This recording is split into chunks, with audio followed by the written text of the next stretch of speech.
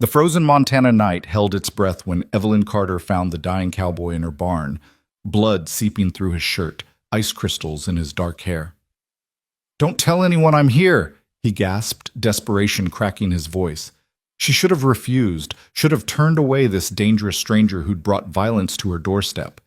But as their eyes met in the flickering lantern light, something shifted in her solitary heart. "Who'd I tell?" she whispered back, sealing both their fates. Before we begin this tale of desperate courage and unexpected love, I invite you to journey with me through every moment of Evelyn and Cole's story. Stay until the very end to discover how a frozen winter night changed two lives forever. And please, leave a comment telling me what city you're watching from. I love knowing how far these stories travel, connecting hearts across the miles. The wind that winter night didn't merely blow, it screamed, tearing across the Montana plains with the fury of something alive and hunting. It rattled the windows of the Carter homestead until the glass sang with tension, pushed against the walls like invisible hands seeking entry, and sent snow spiraling in wild, dervish patterns that erased the world beyond the porch in sheets of white. Inside the small farmhouse, Evelyn Carter sat before the dying fire, a quilt wrapped around her shoulders, listening to the storm wage its war against the silence she'd grown accustomed to. 3 months had passed since they'd laid her father in the frozen ground up on Cedar Hill. 3 months since the pneumonia had stolen him away and left her alone on this 160 acres of stubborn Montana earth. She was 24 years old, unmarried, and according to the church ladies in Granite Creek, in a precarious situation. That's what Mrs. Henderson had called it, her voice dripping with concern that felt more like judgment. "A young woman alone, so far from town. It's not proper, dear. Not safe." Evelyn had smiled politely and said nothing, because what was there to say? That she'd been running this homestead alongside her father since her mother died when she was 12? That she could shoot straight, deliver a calf, mend a fence, and doctor a horse better than half the men in the county? That proper was a luxury for women who had choices, and she had land to keep and a promise to honor? Her father's last words echoed in her mind as they did every night. "Don't let them take this from you, Evie. Your grandfather died clearing these fields. I've given my life to them. This land is our name, our blood. Promise me." She'd promised, even as she'd watched the light fade from his eyes. Now the fire crackled low, and Evelyn considered the cold walk to the woodpile versus another hour wrapped in blankets. The wind answered for her with a particularly vicious gust that sent a shower of snow down the chimney, hissing against the embers. She sighed, unwrapped herself, and had just reached for her boots when she heard it, a sound that didn't belong to the storm. She froze, one boot halfway on, her breath suddenly loud in her ears. There it was again, a thump, muffled by distance and wind, but distinct, coming from the barn. Evelyn's hand went automatically to the rifle above the fireplace, her father's Winchester, oiled and loaded as he'd taught her. "Out here," he used to say. "The law is a day's ride away.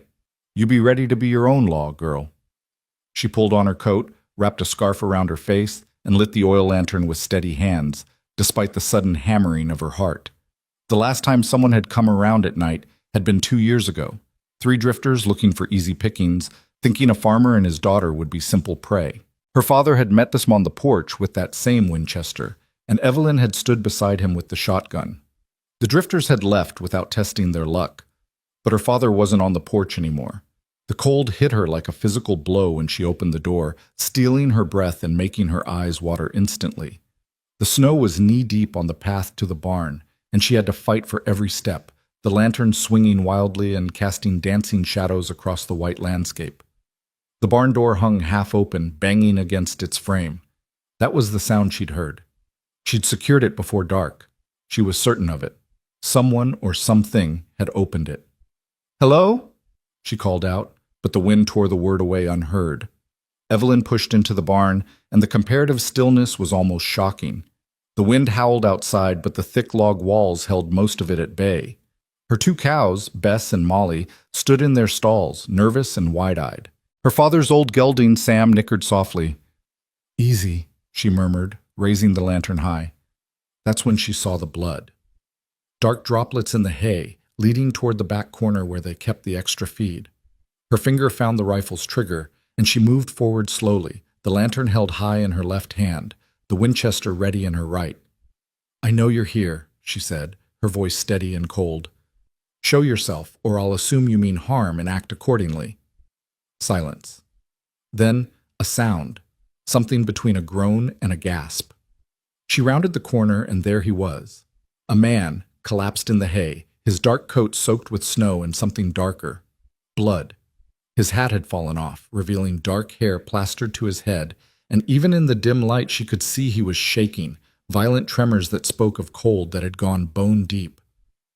"Please," he managed through chattering teeth. His eyes found hers. Blue eyes, she noticed, even in the lamplight, desperate and glazed with pain. "Please, don't tell anyone I'm here." Evelyn should have backed away, should have kept the rifle trained on him and demanded answers, should have recognized the danger in harboring a bleeding stranger who was hiding from someone or something in the middle of a Montana blizzard. Instead, she heard herself say, "Who'd I tell?" The absurdity of it struck her even as the words left her mouth. It was midnight in a snowstorm. She lived 5 miles from the nearest neighbor, and the town was a 2-hour ride in good weather. Even if she wanted to tell someone, she couldn't. She knelt beside him, setting the lantern down and keeping the rifle close. "Are you shot?" He nodded, his jaw clenched tight against the shaking. "Left side. Went through, I think, few hours ago." "You've been out here for hours?" She pushed his coat aside and found his shirt soaked with blood. The wound was in his side, just above his hip. "You're lucky you're not dead." "Don't feel particularly lucky," he managed, and despite everything, there was a ghost of humor in his voice. "Can you stand?" "Tried. Couldn't." Evelyn made a decision that would change everything. She set the rifle down, but not out of reach, and slipped her arm under his shoulders. "Then you'll lean on me. The house isn't far, and you'll freeze to death out here before sunrise." "Dangerous men," he whispered as she hauled him to his feet, his weight nearly buckling her knees. He was tall and solid, a working man's build. "Hunting me. You should let me go. Safer." "Safer than having a dead man in my barn for the sheriff to question me about?" She grunted under his weight as they began the agonizing shuffle toward the door. "I think not. Besides, I didn't survive this winter alone to lose my nerve over a bleeding cowboy." "Cowboy," he repeated, almost laughing. "That's generous. I'm just a hand, was a hand, at the Double J." The name meant nothing to her, but she filed it away. They made it 3 steps before he nearly went down, his legs giving out. Evelyn caught him, surprising herself with her own strength. Years of farm work had built muscles the church ladies told her were unladylike. "Stay with me," she commanded. "You don't get to die in my barn without my permission, understand?" "Yes, ma'am," he breathed, and she felt him gather himself, pushing through the pain.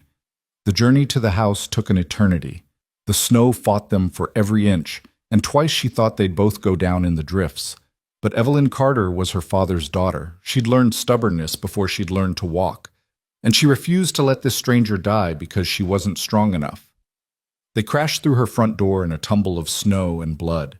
She kicked it shut behind them and half-dragged him to her father's bed. She'd been sleeping in her own small room off the kitchen since the funeral, unable to face the empty space where he'd died. "On the bed," she ordered, and he collapsed onto it with a groan that spoke of relief and agony in equal measure. Now, in the better light of the oil lamps, she could see him clearly for the first time. He was perhaps 30, give or take, with a strong jaw dark with days-old stubble, and those striking blue eyes that watched her with a mixture of wariness and desperate hope. His clothes were worn but well cared for, a working man's outfit. His hands, she noticed as he clutched his side, were calloused from rope and reins. "I need to see the wound," she said, already moving to the kitchen for her father's medical supplies. He'd kept a kit for injuries that were too minor for a 3-hour round trip to the doctor. "I'm getting blood on your bed," he said weakly. "Then you'd better not die on it too, because that would be even harder to clean." Despite everything, she saw his mouth twitch toward a smile. She returned with the kit, a basin of water she'd kept warming on the hearth, and clean cloths. "This is going to hurt." "Can't hurt worse than getting shot," he said, but his voice was tight with anticipation. He was wrong. When she peeled back his shirt, the fabric stuck to the wound with dried blood. He made a sound deep in his throat that was purely animal, but he didn't cry out and he didn't pull away. His hands fisted in the blankets, and sweat broke out on his forehead despite the cold that still clung to him. "You were right," Evelyn said after a moment's examination. "It went through. Missed anything immediately vital, though you've lost a lot of blood." She began cleaning the wound with practiced efficiency.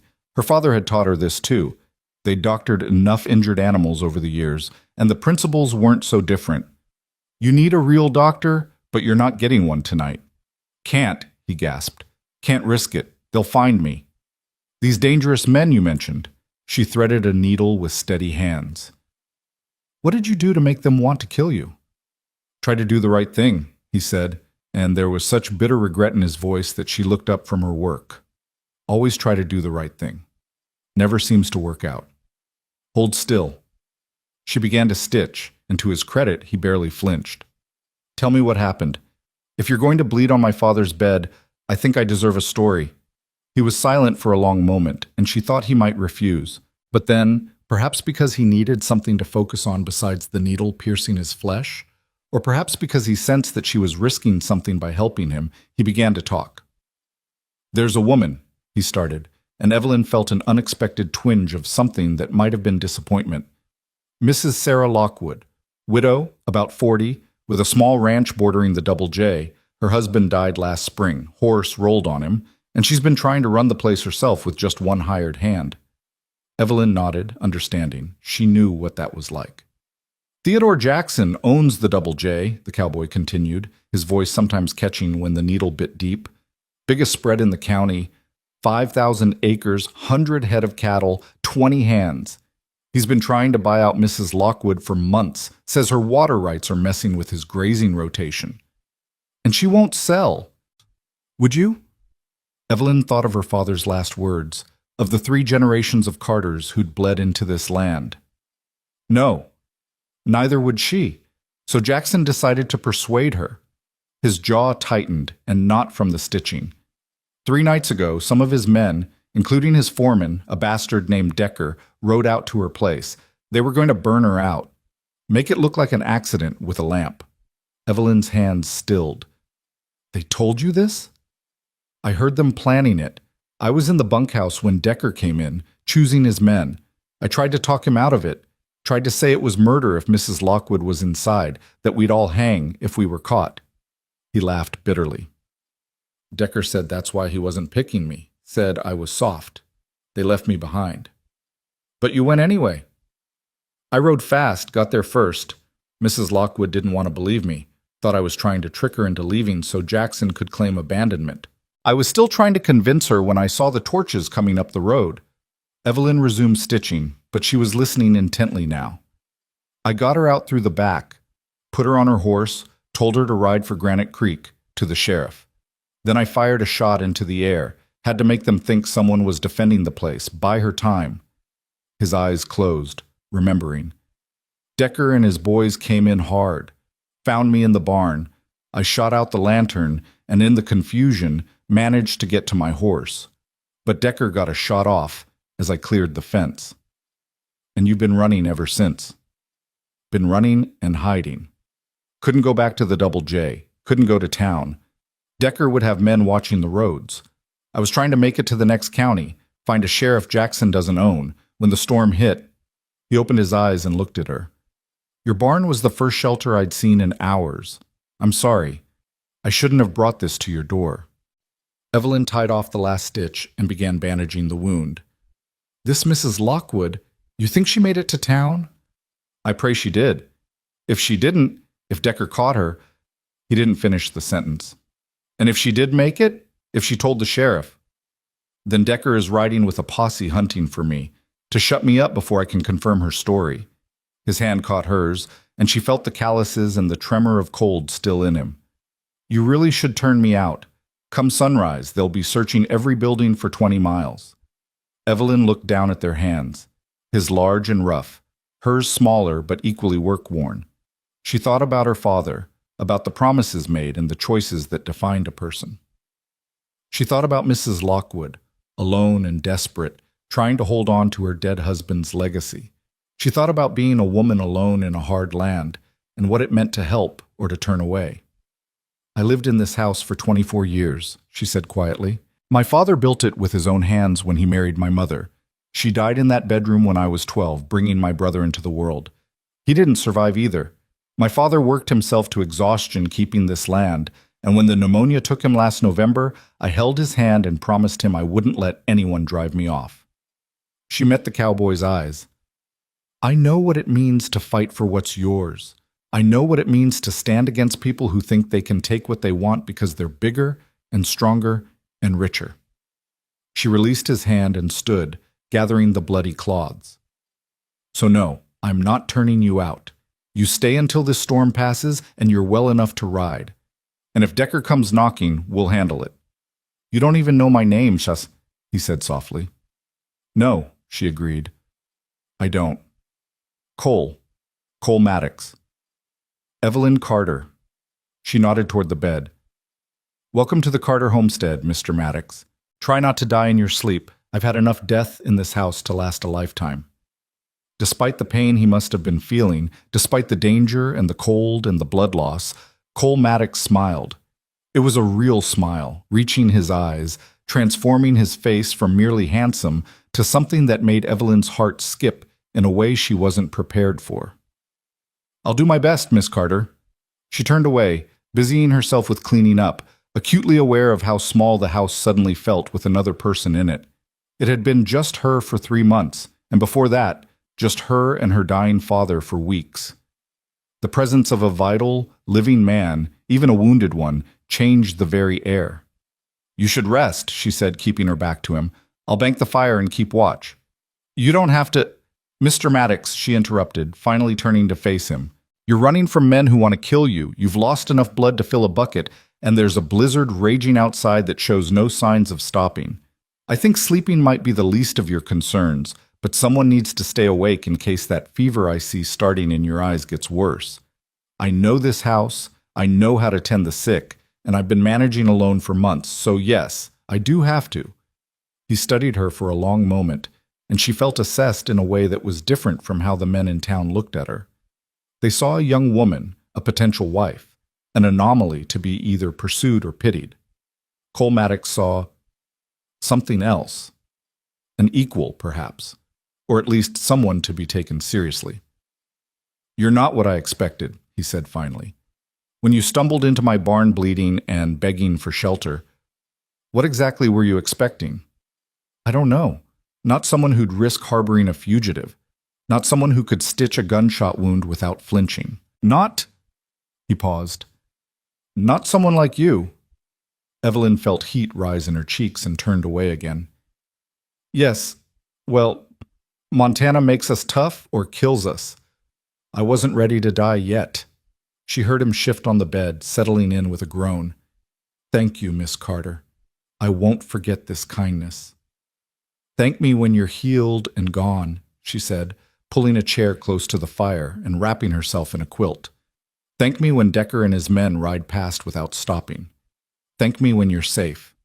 Within minutes, she heard his breathing even out, though it was rough and labored. The fever she'd seen starting in his eyes would get worse before it got better. Bullet wounds almost always brought fever, her father had told her, even when they were cleaned properly.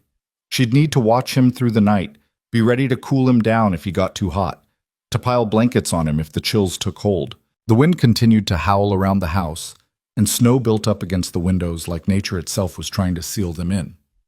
Evelyn fed the fire and listened to Cole's breathing, to the storm, to the creaking of the house settling around them. She thought about dangerous men riding through the night, about a woman fleeing to town with a desperate story, about the choice she'd made to pull a bleeding stranger from her barn instead of leaving him to freeze. Her father used to say that every life was a series of moments where you chose who you were going to be, coward or hero, cruel or kind, selfish or generous. He'd said that Montana tested those choices harder than anywhere else, that the land demanded you be genuine because anything false wouldn't survive the winters. I hope I chose right, Papa, she whispered to the empty room, to the ghost of the man who'd raised her. The fire crackled in response, and from the bed, Cole Maddox shivered in the grip of rising fever. And outside, the storm raged on. Around 2 in the morning, the fever spiked. Evelyn had been dozing in her chair when Cole cried out, a sound of pain and delirium that brought her instantly awake. She rushed to the bed and found him thrashing, his skin burning hot to the touch, sweat soaking through the blankets. "No," he was muttering. "Can't let them. Sarah, run. Have to run." "Mr. Maddox," Evelyn said firmly, trying to still his hands. "Cole, you're safe. You're at the Carter homestead. You're safe." But he didn't hear her. He was somewhere else, reliving that night, fighting his way out of Decker's trap again and again. Evelyn had nursed her father through his final illness. She knew fever, knew its dangers. Moving quickly, she fetched cold water from the kitchen pump. It came up half frozen, which was perfect, and returned with cloths and the basin. She had to peel back the sweat-soaked blankets and unbutton his shirt to reach his chest and neck, where the fever burned hottest. In the lamplight, she could see he was lean and muscled from years of hard work, his skin marked with the scars of a life spent outdoors, rope burns on his hands, a long white line across his ribs that spoke of some old injury, smaller marks she couldn't identify. "Easy," she murmured, bathing his face and neck with the cold cloths. "Easy, Cole. The fever has you, but it will pass. It will pass." She worked through the early morning hours, changing cloths as they warmed from his skin, speaking to him in a low, steady voice, even though she knew he couldn't hear her. She told him about the homestead, about her father and mother, about the life she'd lived here. She told him things she'd never told anyone, words spilling out in the intimate darkness, shared with a stranger who would never remember them. "Sometimes I'm so lonely I forget how to talk," she admitted, as she pressed a fresh cloth to his forehead. "I go days without speaking aloud. The animals don't care, and there's no one else to hear. Papa used to fill up all the silence, always had a story or a lesson or a joke. Now there's just quiet, and sometimes I think the quiet will swallow me whole." Cole's hand suddenly caught hers, his grip surprisingly strong for someone so fevered. His eyes open, but they were glazed and unfocused. "Don't be lonely," he murmured. "Too good to be lonely."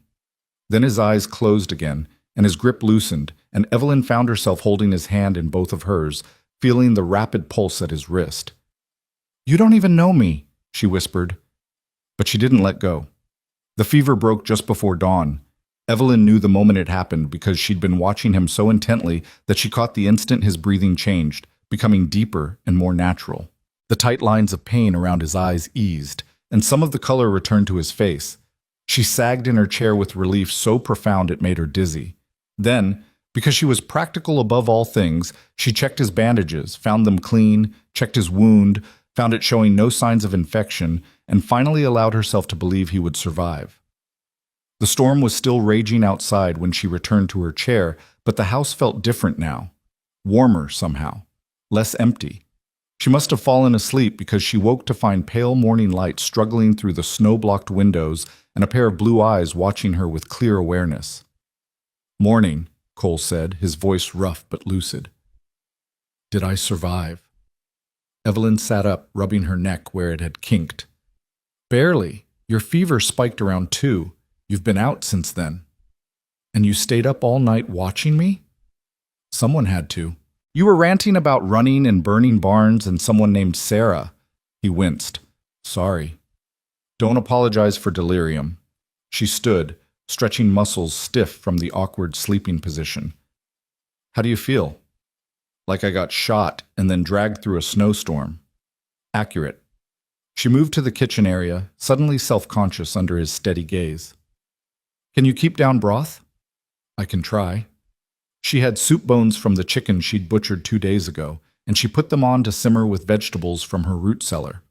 While the broth cooked, she went to check on the animals, fighting through snow that had drifted nearly to her waist in places. The barn was cold but secure. She fed and watered the animals, milked the cows, and gathered the eggs from the chickens that roosted in the loft. Normal tasks, the everyday rhythm of farm life. Except nothing was normal anymore, because there was a wanted man in her father's bed and dangerous riders somewhere out in the storm. When she returned to the house, Cole had managed to sit up, though he was pale and sweating from the effort. You shouldn't be moving, she scolded, setting down her burdens. Couldn't just lie there while you did all the work. You were shot yesterday. I think lying there is exactly what you should be doing. It's not yesterday anymore. Fine. You were shot the day before yesterday. Better? He smiled, and again she felt that odd flutter in her chest. Much better. She served him broth and a piece of bread, watching as he ate slowly but with determination. Good. If he could keep food down, he was truly on the mend. The storm doesn't look like it's letting up, Cole observed, glancing at the snow-blocked windows. No, we're stuck here for at least another day, maybe two. I'm sorry. For what? The weather? She sipped her own broth. I've been snowed in before. We have food, we have heat, we have shelter. We'll manage. I meant for bringing danger to your door. Evelyn set down her cup and looked at him directly. Mr. Maddox, Cole, I made a choice last night. I could have left you in the barn to freeze, or I could help you. I chose to help. That wasn't about you, not really. That was about who I want to be, who my father raised me to be. So stop apologizing. He held her gaze, and she saw something shift in his expression. Respect, maybe, or gratitude, or something deeper she wasn't ready to name. Your father raised a remarkable woman, he said quietly. He raised a stubborn one, she corrected. Remarkable remains to be seen. The day passed slowly, the storm still howling outside, the two of them trapped together in the small house. Cole slept most of the time, his body demanding rest to heal. When he was awake, they talked. Careful conversation at first, dancing around the dangerous topics. But as the hours wore on, they began to open up. He told her about growing up in Kansas, about a father who drank and a mother who died young, about drifting west looking for work and finding it on the Double J. He told her about the other hands, about the long days riding fence and moving cattle, about sleeping under stars and eating trail dust. She told him about her childhood on the homestead, about learning to ride before she could read, about her mother's garden and her father's stories. She told him about the loneliness after they died, about the struggle to keep the ranch running alone, about the town folks who pitied her and the men who thought a woman alone was an invitation. You ever think about leaving? He asked as evening fell on that first full day together. Selling the place? Moving somewhere easier? Every day, she admitted, and every day I decide to stay. This is my family's legacy. This is everything they worked for. If I leave, all that work, all that sacrifice, it means nothing. It means you survived. That has to count for something. Maybe. She stared into the fire. But it doesn't feel like enough. That night, as the storm continued its assault, Evelyn slept in her own room for the first time in days, leaving Cole in her father's bed. But she kept her door open, listening for any sign that his fever had returned or that he needed help. She lay in the darkness, aware of another person breathing in the next room, and found it comforting in a way she hadn't expected. On the second day, Cole was strong enough to sit up without help, to eat solid food, to carry on longer conversations without tiring. The storm had finally started to ease, though snow still fell steadily, adding to the already impressive accumulation. They fell into an easy rhythm. Evelyn would go out to tend the animals while Cole rested, then they'd share breakfast and talk. She'd read while he slept, then make lunch. Afternoon would bring more conversation, sometimes about their pasts, sometimes about the present situation. Do you think Mrs. Lockwood made it to the sheriff? Evelyn asked as she changed his bandages on that second afternoon. I have to believe she did, Cole said. The alternative is that Decker caught her, and if that's true, he trailed off, his jaw tight. If that's true, they'll kill her to keep her quiet, and you're the only witness. Yes, Evelyn finished the bandaging. Then we hope she made it, and we prepare for what happens when the storm clears and Decker comes looking. I won't let them hurt you, Cole said fiercely. If they come, I'll go willingly. I won't let you get caught in the middle of this. Too late for that. I'm already in the middle of it. She met his eyes. Besides, this is my land. If anyone needs defending here, it's you, not me. You're serious. As the grave. I told you, Montana makes us tough. She stood, gathering the soiled bandages. I can shoot, I can fight, and I'm not about to let Theodore Jackson's hired guns intimidate me on my own property. Cole stared at her like he was seeing her for the first time. I believe you. That evening, as they sat before the fire, Cole in a chair now, growing stronger by the hour, he asked her about her dreams. "What do you want, Evelyn?" he said. "Beyond keeping this land, what do you want for yourself?" No one had ever asked her that before. The question caught her off guard, and for a long moment she didn't answer. "I want," she finally said, "not to be alone. I want someone who sees me as a partner, not as someone to be protected or pitied. I want to build something that matters. I want—" She paused, feeling vulnerable in a way she rarely allowed. "I want to not be afraid anymore." Afraid of what? That I'll fail, that I'll let my parents down, that I'll wake up one day and realize I've spent my whole life fighting for something that doesn't matter to anyone but me. Cole was quiet for a moment. Then he said, "It matters to you. That makes it matter." Something in his voice made her look up, and she found him watching her with an intensity that made her breath catch. "What do you want?" she asked, deflecting the moment. "After all this is over, what will you do?" "I don't know anymore," he admitted. "Before this, I just wanted honest work and a place to lay my head. But now," he looked at her, "now I think I want more than that. I think I want what you described. A partner. Something to build. A reason to stay in one place instead of drifting." The fire crackled between them, and outside the wind finally began to die down. On the third morning, Evelyn woke to silence. The storm had passed in the night, leaving behind a world transformed by snow. Everything was white and pristine and still, the kind of stillness that comes only after a Montana blizzard has exhausted itself. She found Cole already awake, standing at the window despite the fact that he should still be resting.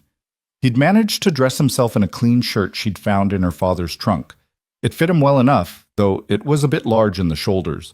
"Storm's over," he said without turning. "Yes." She joined him at the window, looking out at the drifts that rose halfway up the fence posts, which means Decker will be riding soon if he hasn't already. "I should go, before they get here." "You can barely walk." "I can ride well enough." "And go where?" "You're still wanted. Mrs. Lockwood has either cleared your name or she hasn't. Until we know which, you're not safe anywhere." He turned to face her, and in the morning light she could see the worry in his eyes. "I won't put you at risk, Evelyn. You've done more than enough." "Let me decide what's enough for me," she said firmly. Then, softer, "Besides, where would you go that I'd know you were safe? At least here I can watch your back." "Why are you doing this?" The question was almost plaintive. "You don't owe me anything." "Maybe I'm doing it for me," she said. "Maybe I'm tired of being alone. Maybe I'm tired of being afraid. She stopped, the words catching in her throat. "Maybe I'm falling for you," she didn't say. "Maybe in 3 days you've become more real to me than anyone has been in years. Maybe the thought of you riding away into danger makes my chest hurt in a way I can't explain. Maybe I just think it's the right thing to do," she finished instead. Cole reached out and took her hand, his calloused palm warm against hers. "Thank you," he said simply, "for everything." They stood there in the morning light, hands joined, and Evelyn felt the weight of possibility between them, of paths branching, of choices that would define everything that came after. Then, from outside came a sound that shattered the moment. Hoofbeats. Multiple horses, coming fast up the road. Cole's hand tightened on hers. "They're here." Evelyn felt her heart begin to race, but her voice was steady when she spoke.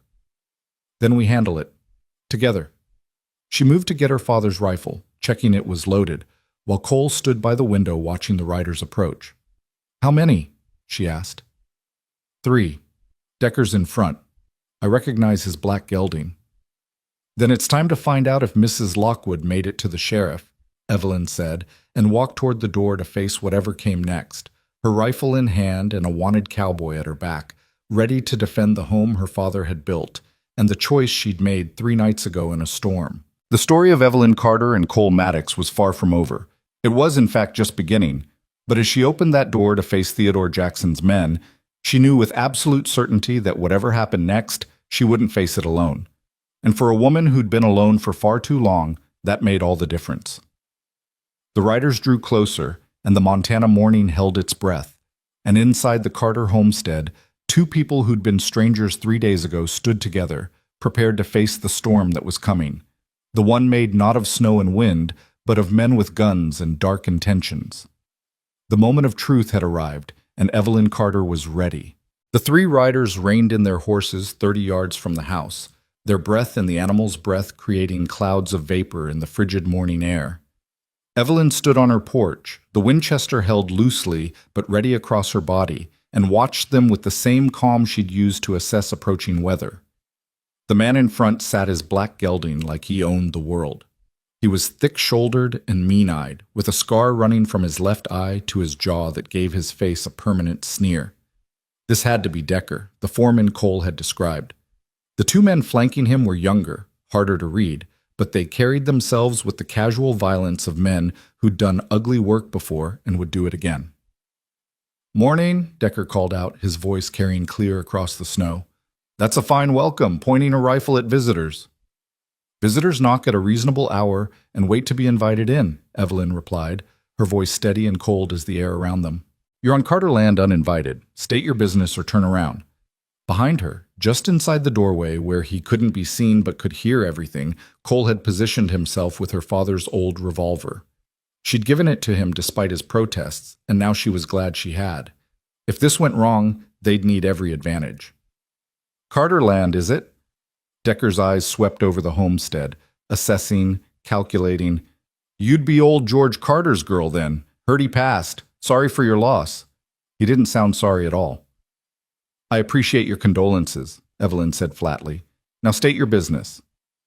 "We're looking for a man, fugitive, dangerous criminal named Cole Maddox. You seen anyone like that around here?" "I've seen 3 men who rode onto my property without permission, disturbing my morning. Beyond that, no." One of the younger riders shifted in his saddle, his hand drifting toward his gun. Evelyn's finger moved to the Winchester's trigger, a subtle shift, but one Decker caught immediately.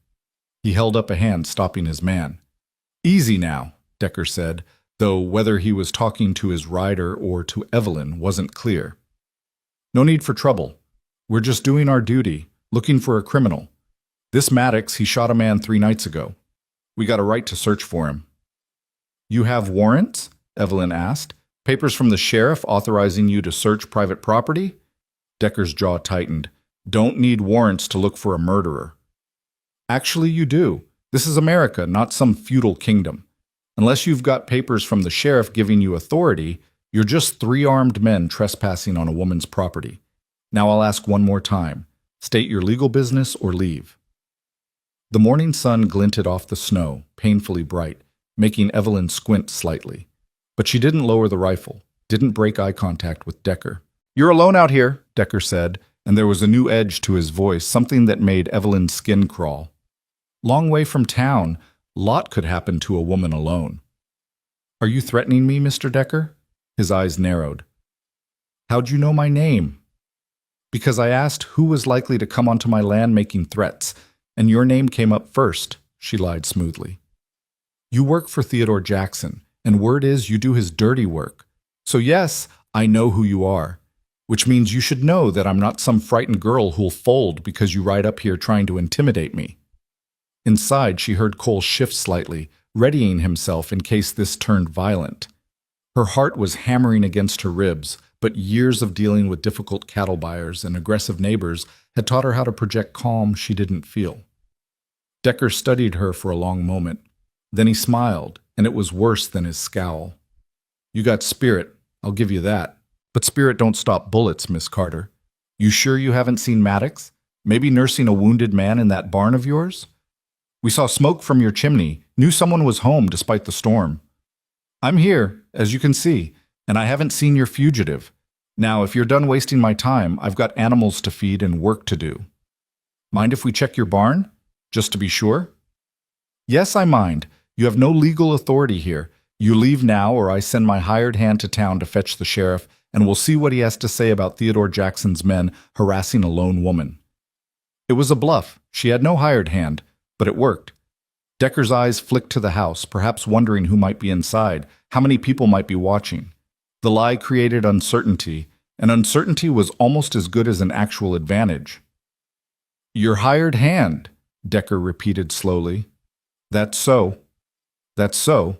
He's inside right now, in fact, and he's got a clear shot at all three of you through that window. Another lie, but Cole was inside, and he did have a gun. So I'd suggest you do your searching elsewhere, Mr. Decker. There's a lot of Montana between here and the county line. I'm sure your fugitive is hiding somewhere, but it's not on Carter land. The standoff stretched out, tense as a drawn bowstring. Evelyn could feel sweat starting to bead on her back despite the cold, could feel her arms beginning to ache from holding the rifle ready. But she didn't move, didn't flinch, didn't give Decker any sign of weakness. Finally, Decker touched his hat in a gesture that was more mockery than respect. We'll be going then. But, Miss Carter, if I find out you're hiding Maddox, if I find out you lied to me this morning, there will be consequences. Mr. Jackson doesn't take kindly to people interfering in his business. And I don't take kindly to threats on my own land, Evelyn shot back. Now ride out before I decide you're trespassing with intent to harm and defend my property accordingly. Decker's face darkened with anger, but he wheeled his horse around with enough force to make it sidestep nervously. The other two riders followed, and together they cantered back down the road, throwing up sprays of snow. Evelyn watched them until they disappeared over the rise, her rifle still ready, her body still tense. Only when they were completely out of sight did she lower the Winchester, and only then did her hands start to shake. Cole appeared in the doorway immediately, moving faster than he should have given his injury. That was the bravest damn thing I've ever seen, he said, his voice rough with emotion. That was the stupidest damn thing I've ever done, Evelyn corrected, her legs suddenly weak. She sat down hard on the porch steps, the rifle across her knees. He could have shot me. They all could have shot me. But they didn't. Cole sat beside her, close enough that their shoulders touched. You faced down 3 armed men and sent them packing with nothing but a rifle and pure grit. And several lies about a hired hand, she added, then laughed shakily. God, my father would have been proud and furious in equal measure. Proud that I stood my ground, furious that I took such a risk. You saved my life, Cole said quietly. Again. Evelyn turned to look at him, really look at him. In the bright morning sun, she could see the dark circles under his eyes from pain and fever, the pallor that lingered from blood loss, the worry lines etched around his mouth. But she could also see the strength returning to him, the determination in his jaw, the way he looked at her like she was something miraculous. We don't know that yet, she said. They could come back. Probably will come back once Decker gets suspicious about why a woman alone would be so confident. Then we prepare for that. We? You think I'm leaving now? After you just faced down the men who want me dead? Cole shook his head. I'm not going anywhere, Evelyn. Not until this is resolved, one way or another. They sat there on the porch steps, the winter sun warming their faces, the vast white expanse of Montana stretching out before them. Somewhere out there, Decker was riding back to the Double J, reporting to Theodore Jackson. Somewhere out there, Mrs. Lockwood had either reached the sheriff with her story or hadn't. The next move was being made, and all Evelyn and Cole could do was wait. Tell me about her, Evelyn said after a while. Mrs. Lockwood, what kind of woman is she? Cole considered the question. Strong, stubborn, kind. She reminds me of you, actually. When her husband died, everyone expected her to sell out, move to town, live a respectable widow's life. She told them all to go to hell, politely, but the message was clear. That ranch was her home, and she wasn't leaving it. Sounds familiar, Evelyn murmured. She's got this garden, Cole continued, a small smile touching his lips. Even in the winter, she keeps it going in a greenhouse her husband built. Says tending living things keeps her sane, and she's got this way of looking at you, like she can see right through whatever front you're putting up to the truth underneath. She sounds remarkable. She is, which is why I couldn't let them burn her out. Some things you can't stand aside for. Some things you have to act even when it's dangerous, even when it might cost you everything. Evelyn understood that better than he knew. Do you think she made it to the sheriff? I don't know. Sheriff Matthews is a good man, but he's cautious. Jackson has a lot of influence in the county. If Sarah showed up with a wild story about attempted arson and a hand who turned traitor, Matthews might have been slow to believe her, or he might have believed her and decided he needed more evidence before acting. Or Jackson might have gotten to him first, Evelyn said quietly. or that. They fell silent, both contemplating the possibilities, none of them particularly comforting. We should prepare, Evelyn finally said, standing and brushing snow from her skirt. If they come back, when they come back, we need to be ready. Over the next hours, they turned the Carter homestead into something resembling a fortress. Cole, despite his injury, helped her reinforce the doors and check the window latches. They moved supplies into the house, extra ammunition, food that wouldn't spoil, water from the well. Evelyn showed Cole the root cellar beneath the kitchen, accessed through a trapdoor hidden under a rug. If they come in force, she explained, you hide there. It's small, but they'd have to know to look for it. I'm not hiding while you face them alone. You're still wounded, you're wanted, and you're the one they're hunting. She met his eyes firmly. If it comes to it, you hide. That's not negotiable. You're a stubborn woman, Evelyn Carter. So I've been told. As the day wore on, they settled into a routine born of necessity. Evelyn did the outside work while Cole watched from the windows, his borrowed revolver always close at hand. She fed the animals, gathered eggs, broke ice on the water trough. Normal tasks, but performed with one eye always on the horizon, watching for riders. In the afternoon, Cole insisted on helping her split wood despite her protests. I can sit around being useless, or I can do something, he said. My choice. They worked side by side in the crisp air, the rhythm of the axe becoming almost meditative. Evelyn found herself watching the way Cole moved, still favoring his injured side, but strong and capable nonetheless. There was something comforting about having another person there, sharing the work, dividing the burden. You're staring, Cole said without looking up from the log he was positioning. I'm supervising. There's a difference. Is that what they call it? Evelyn felt heat rise in her cheeks and turned away to stack the split wood. You're impossible.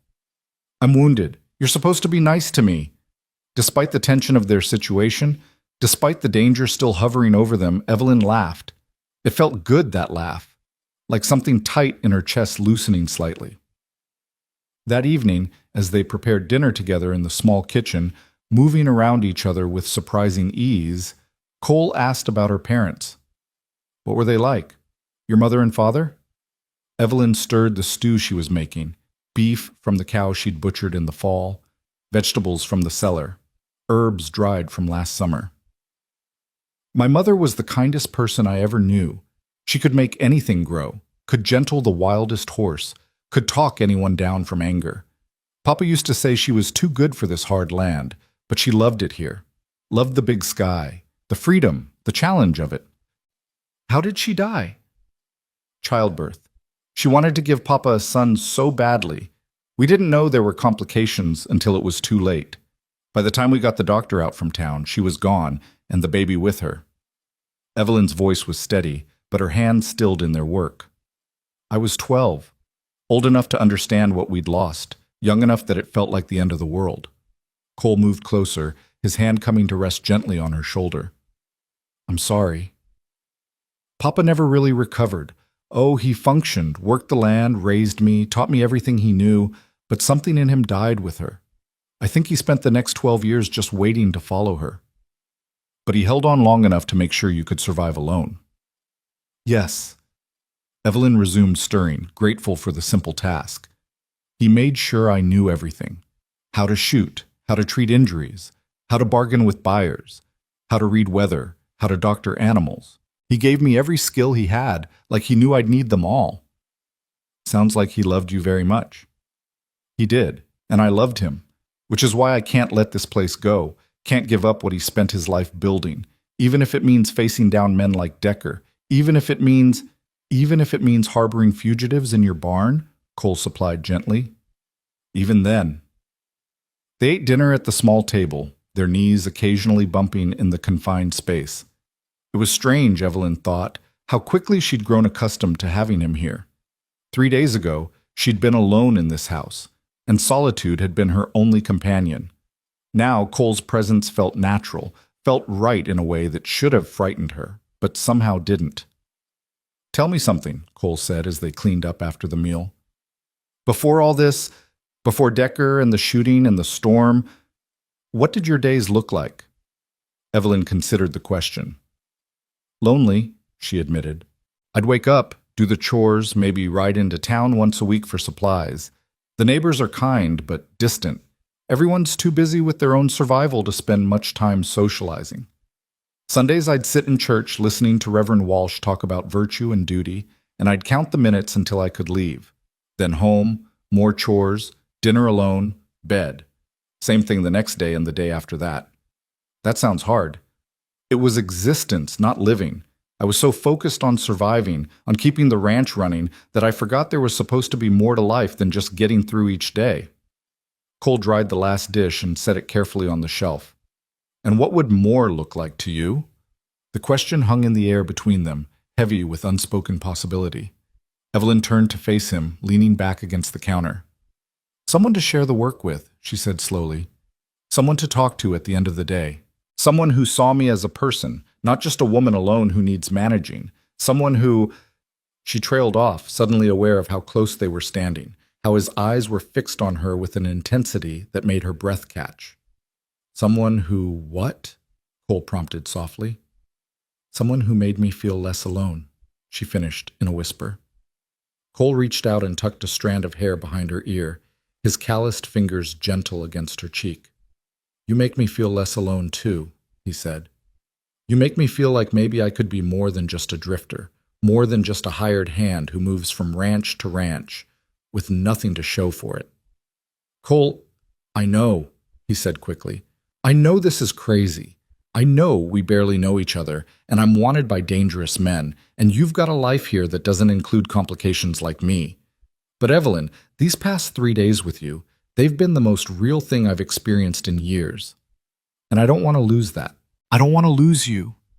Evelyn's heart was racing, her hands trembling slightly. Every sensible part of her brain was screaming warnings. This was too fast, too dangerous, too uncertain. But another part of her, the part that had been lonely for so long, the part that was tired of being afraid and careful and alone, that part was singing a different song. You haven't lost me, she said. You're right here. Cole's hand slid from her cheek to cup the back of her head, his thumb tracing gentle circles. Can I kiss you? Instead of answering, Evelyn closed the distance between them, pressing her lips to his. The kiss was gentle at first, tentative, both of them feeling their way into this new territory. But then Cole's arm wrapped around her waist, pulling her closer, and Evelyn's hands fisted in his shirt, and the kiss deepened into something that felt inevitable, like coming home after a long journey. When they finally broke apart, both breathing hard, Cole pressed his forehead to hers. I think I'm falling in love with you, Evelyn Carter. I think I've already fallen, she whispered back. They stood there in the kitchen, holding each other, the lamp burning low and casting golden light across the worn floorboards. Outside, the Montana night was cold and vast and full of danger, but inside, in that moment, there was warmth and possibility, and the fragile beginning of something that felt like hope. The spell was broken by a sound from outside, the distant whinny of a horse. They froze, listening. For a moment there was nothing, and Evelyn thought she'd imagined it. Then it came again, closer this time, followed by the unmistakable crunch of hooves in snow. They're back, Cole breathed, already moving toward the window. Evelyn grabbed the Winchester while Cole doused the lamp, plunging the room into darkness. In the faint moonlight filtering through the windows, they could see riders approaching, more than 3 this time. At least 6, maybe more. The cellar, Evelyn hissed. Now. Evelyn, now, Cole, please. She saw the struggle play across his face, but finally he nodded. She helped him move the rug, lifted the trapdoor. The cellar below was dark and cramped, barely tall enough to stand in, but it was hidden and safe. Whatever happens, Cole said as he lowered himself down, don't let them hurt you. If it comes to it, tell them I was here. Tell them I forced you to help me. Don't take the blame for my choices. Shut up and hide, Evelyn said, but her voice was gentle. I'll handle this. She closed the trapdoor, replaced the rug, and had just picked up her rifle when fists pounded on the door. Open up! Decker's voice, angry now, done with pretense. We know he's in there! Evelyn took a breath, steadied herself, and opened the door with the rifle pointed at Decker's chest. This time, there was no careful distance maintained. Decker stood on her porch with 5 men behind him, all armed, all looking eager for trouble. In the moonlight, his scarred face looked demonic. "You lied to me this morning," Decker said, his voice low and dangerous. "We found boot prints near your barn, fresh prints, man-sized. You're hiding him." "I told you this morning I hadn't seen your fugitive. That's still true." "Then explain the prints." "My hired hand, like I mentioned. He checks the barn at night for predators." "Your hired hand." Decker smiled, and it was a terrible thing to see. "Then you won't mind if he comes out here and introduces himself?" Evelyn's mind raced. "He's not here. Sent him to town this afternoon for supplies." "In this snow? That's convenient." "What's convenient is you showing up with an armed gang in the middle of the night, making accusations without proof." "Sheriff Matthews wouldn't approve of this, Mr. Decker." At the mention of the sheriff, something flickered across Decker's face. Was it worry? Uncertainty? Before Evelyn could analyze it, he stepped forward onto the porch, and she raised the rifle higher. "One more step and I start shooting. I'm within my rights to defend my home against armed intruders." "You going to shoot all 6 of us, girl?" "I'll start with you and work my way through. Question is, are you willing to die to search my house?" They stood there, locked in confrontation, and Evelyn could feel the situation spiraling toward violence. Her finger tightened on the trigger, preparing for whatever came next. Then, from the darkness beyond the riders came a new voice, older, authoritative, used to being obeyed. "That's enough, Decker." Everyone turned. Another rider approached, moving his horse carefully through the snow. As he entered the circle of light from the porch lamp, Evelyn saw a man in his 50s, weather-beaten and stern, with a silver star pinned to his coat. Sheriff Matthews. "Sheriff," Decker said, and there was definitely worry in his voice now. "We were just harassing a young woman on her own property in the middle of the night?" The sheriff reined in beside Decker. "That what you were doing?" "We're looking for Cole Maddox. We have reason to believe—" "I know what you believe," Matthews interrupted, "and I know why you're looking for him. Question is, do you know that Sarah Lockwood rode into my office 2 days ago with a very interesting story?" The silence that followed was profound. Evelyn's heart leaped with hope, but she kept her expression neutral, her rifle steady. "Mrs. Lockwood is alive?" Cole's voice came from inside the house. He'd emerged from the cellar when he heard the sheriff. He appeared in the doorway behind Evelyn, the revolver in his hand. "She made it?" "She made it," Matthews confirmed, his eyes moving between Cole and Evelyn. "Rode through that storm half frozen but determined. Told me everything. About Jackson's plans to burn her out, about Decker here choosing his men, about you riding ahead to warn her and taking a bullet for your trouble." "That's a lie," Decker snarled. "Maddox is the one who—" "Save it," Matthews cut him off. "I've got 3 of your boys in custody already. They talked, Decker, gave you and Jackson up to save their own necks. I've got warrants for your arrest, for Theodore Jackson's arrest, and for the arrest of anyone involved in the attempted arson and attempted murder of Sarah Lockwood." Evelyn watched as the color drained from Decker's face. Around him, his men were looking at each other nervously, calculating their odds, wondering if loyalty to Jackson was worth fighting a lawman. "That's not how this is going to go," Decker said, his hand moving toward his gun. "We outnumber you, Matthews. You and this girl and that traitor Maddox, you don't have a chance." "Maybe not," Matthews agreed calmly. "But I didn't ride out here alone." From the darkness came the sounds of more horses, more riders.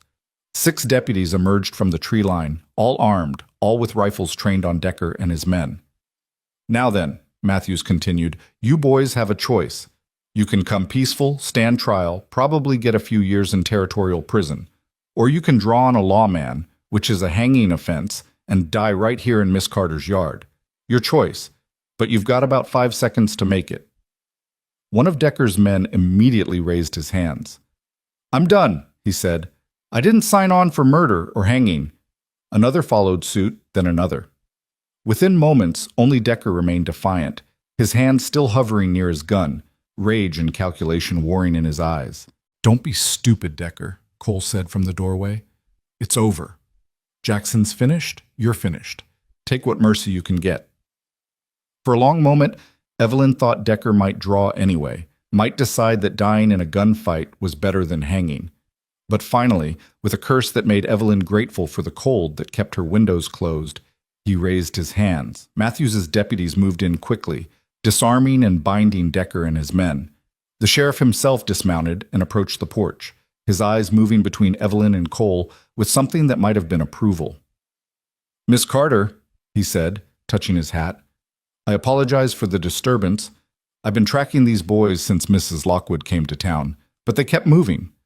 When she mentioned you'd be on their likely search route, I came as fast as I could." "I appreciate that, Sheriff," Evelyn said, finally lowering her rifle. Her arms were shaking from holding it ready for so long. Matthews turned to Cole. "As for you, Maddox, you're clear. More than clear. Mrs. Lockwood called you a hero, said you saved her life. She's pressing charges against Jackson and Decker, and her testimony combined with what the other boys told us is enough to hang the lot of them." Cole sagged against the door frame, the relief visible in every line of his body. "She's really all right?"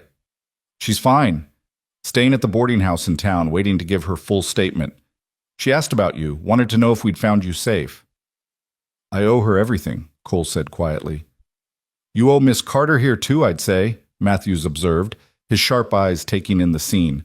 Cole in a borrowed shirt, standing in Evelyn's doorway in the middle of the night, the way they stood close to each other despite the sheriff's presence. Nursing a wounded man through a blizzard takes courage, or foolishness. Sometimes both. "Sometimes both," Evelyn agreed, meeting the sheriff's eyes steadily. She wouldn't apologize for her choices, wouldn't act ashamed for helping someone in need. Matthews studied her for a moment, then nodded slowly. "Your father raised a brave daughter, Miss Carter.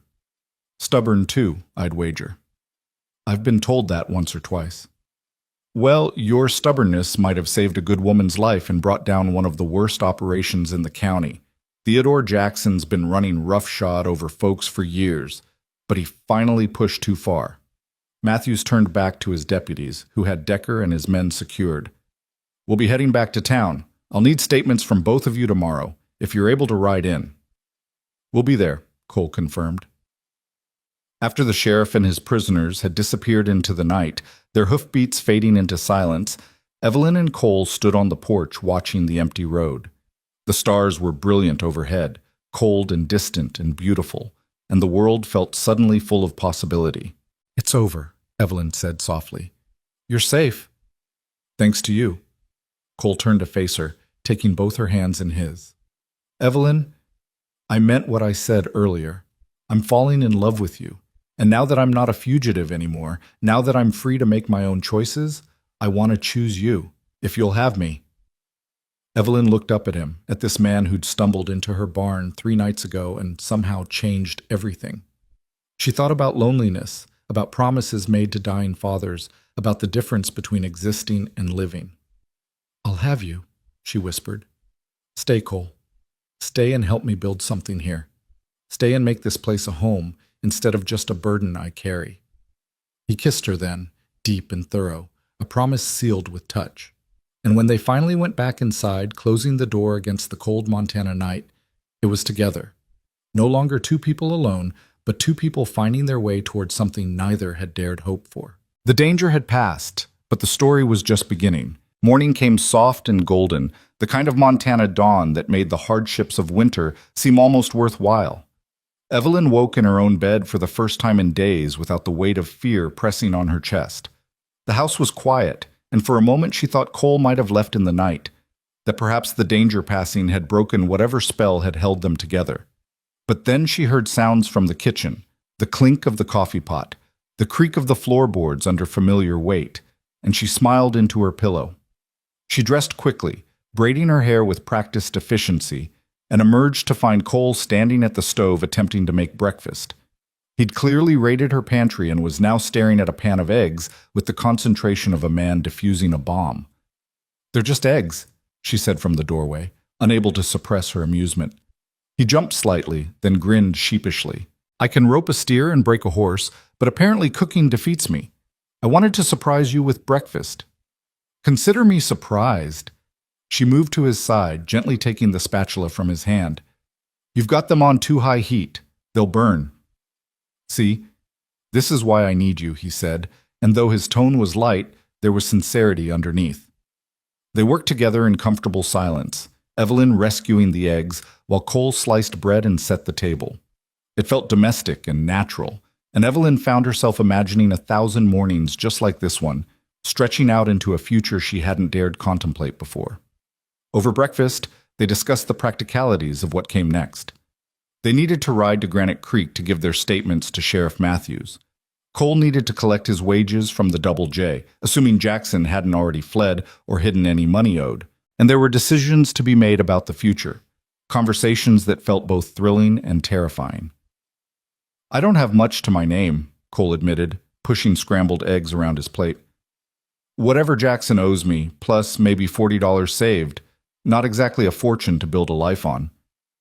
"I don't have much either," Evelyn replied. "This land, the animals, some savings my father left. We're not rich, but we have enough to survive if we're careful." "We," Cole repeated softly, and Evelyn realized she'd been saying it all morning. Not I or you, but we. The word felt right on her tongue. "Is that presumptuous?" she asked. "We barely know each other. Maybe once you're healed and free, you'll want to move on, find something better than a struggling homestead and a woman who's too stubborn for her own good." Cole reached across the table and took her hand. "Evelyn, I've been drifting for 10 years. Worked dozens of ranches, slept in 100 bunkhouses, never stayed anywhere long enough to call it home. And in 3 days with you, I've felt more at home than in all those years combined. I'm not going anywhere unless you send me away." "I'm not sending you away," she said firmly. "But Cole, you need to understand what you're choosing. This isn't easy land. Winters are brutal. Summers can be just as hard. The work never ends, and the profit margins are thin. I'm barely keeping this place afloat alone." "Then it's good you won't be alone anymore." The simple certainty in his voice made something warm bloom in Evelyn's chest. She squeezed his hand, feeling the calluses that matched her own, the strength that came from years of hard work. "We should go to town," she said. "Get this business with the sheriff settled. And I want to meet Mrs. Lockwood. Thank her for being brave enough to ride through that storm." "She'll like you," Cole predicted. "Two stubborn women who refuse to be pushed around. You'll get along like a house on fire." They saddled up an hour later, Evelyn on her father's old gelding Sam, and Cole on one of the Double J horses he'd ridden in on, technically stolen, but given the circumstances, Sheriff Matthews had indicated he'd overlooked that particular transgression. The ride to Granite Creek took nearly 3 hours through snow that was slowly beginning to melt under weak winter sun. The town was small, just a main street with a dozen buildings clustered around it like settlers circling wagons.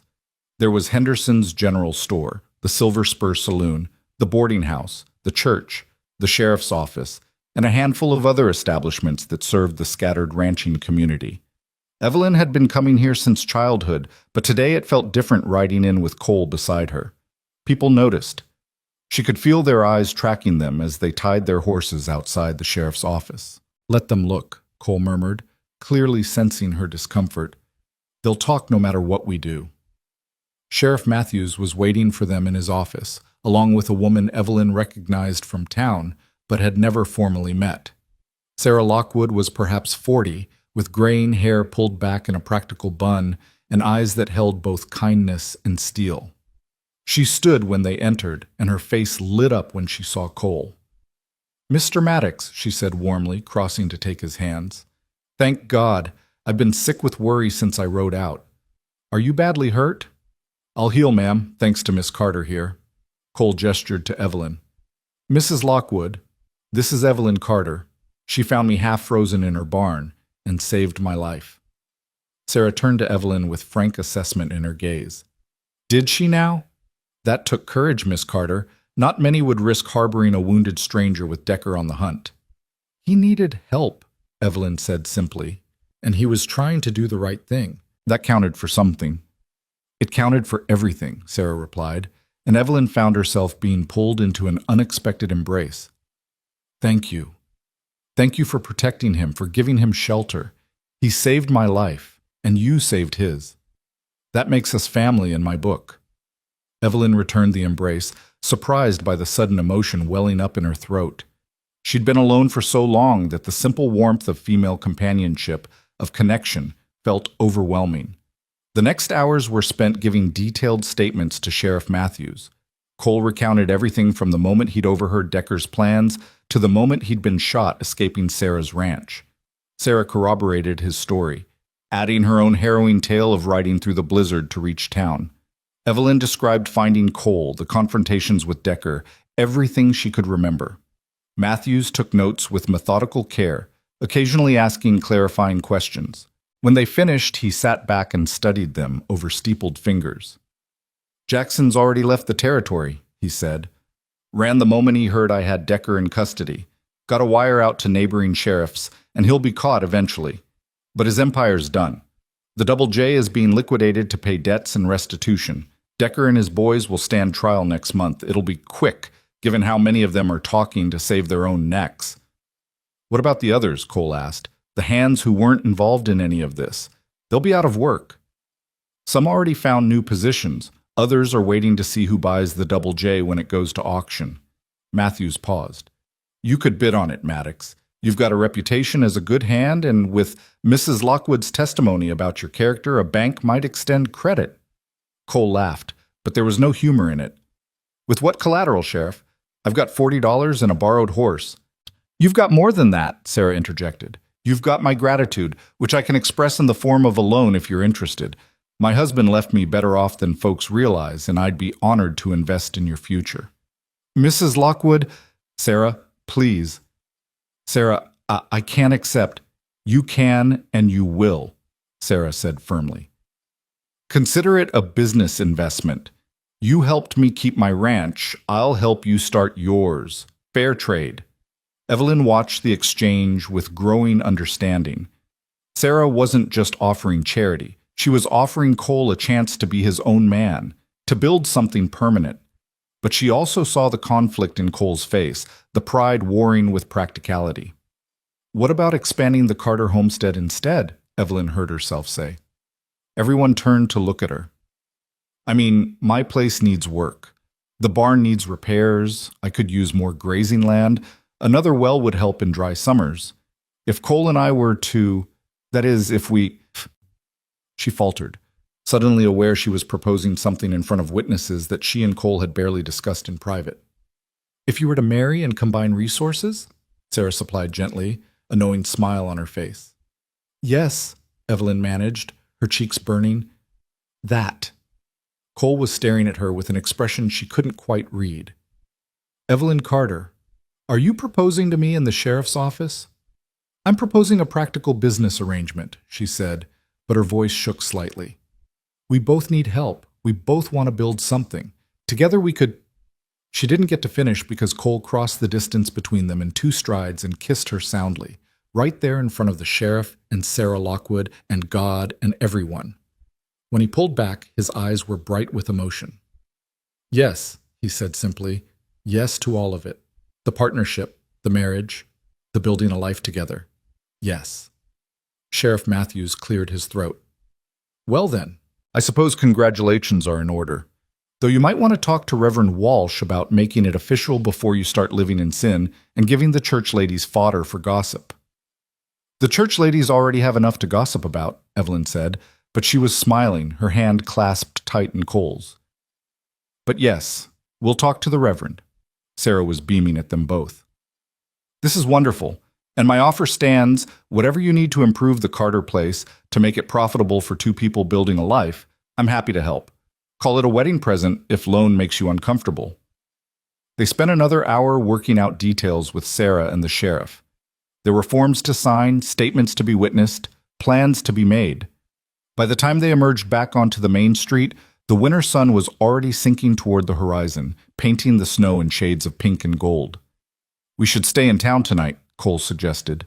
"Get a room at the boarding house. Let you rest before the ride back. And we can talk to Reverend Walsh in the morning." "Together?" Evelyn asked. "We're not married yet. People will talk."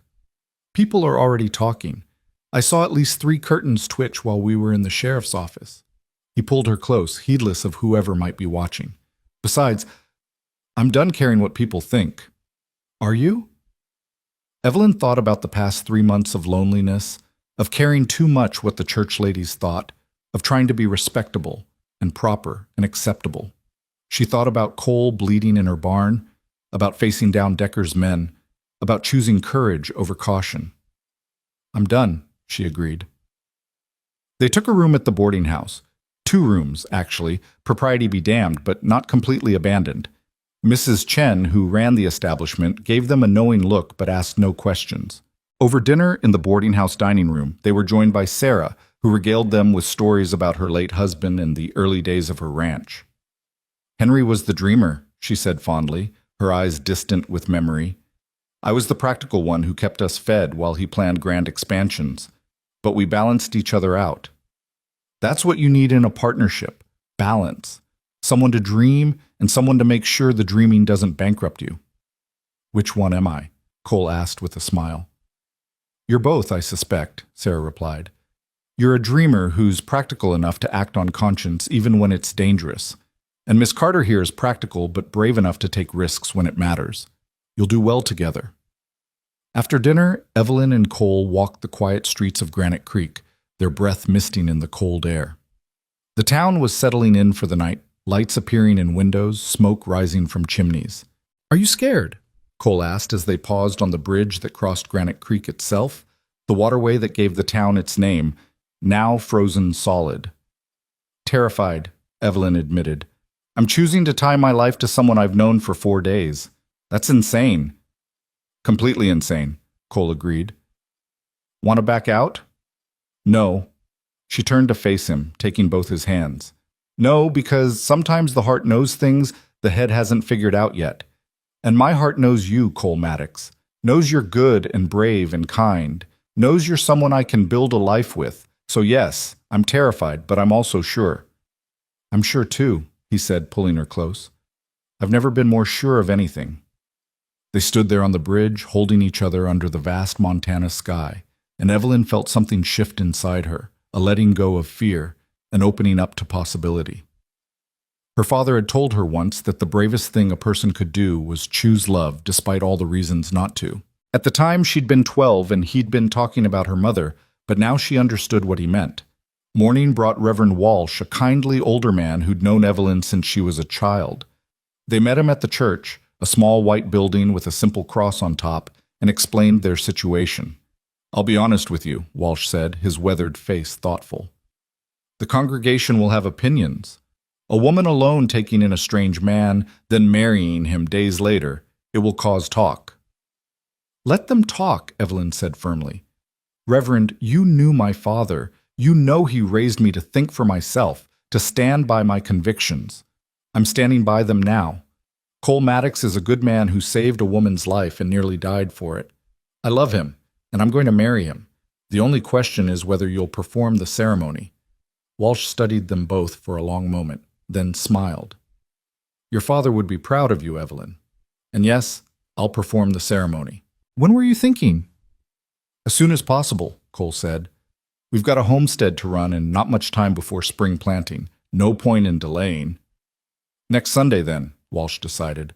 "I'll publish the banns this week, give the gossips something to chew on, and we'll have a proper wedding on Sunday morning. Will that suit?" "That will suit perfectly," Evelyn agreed. They rode back to the homestead that afternoon, the winter sun bright overhead and the snow beginning to melt in earnest. Evelyn felt lighter than she had in months, as if some burden she hadn't known she was carrying had finally been set down. Over the next week, they fell into a rhythm that felt like a preview of the life they were building.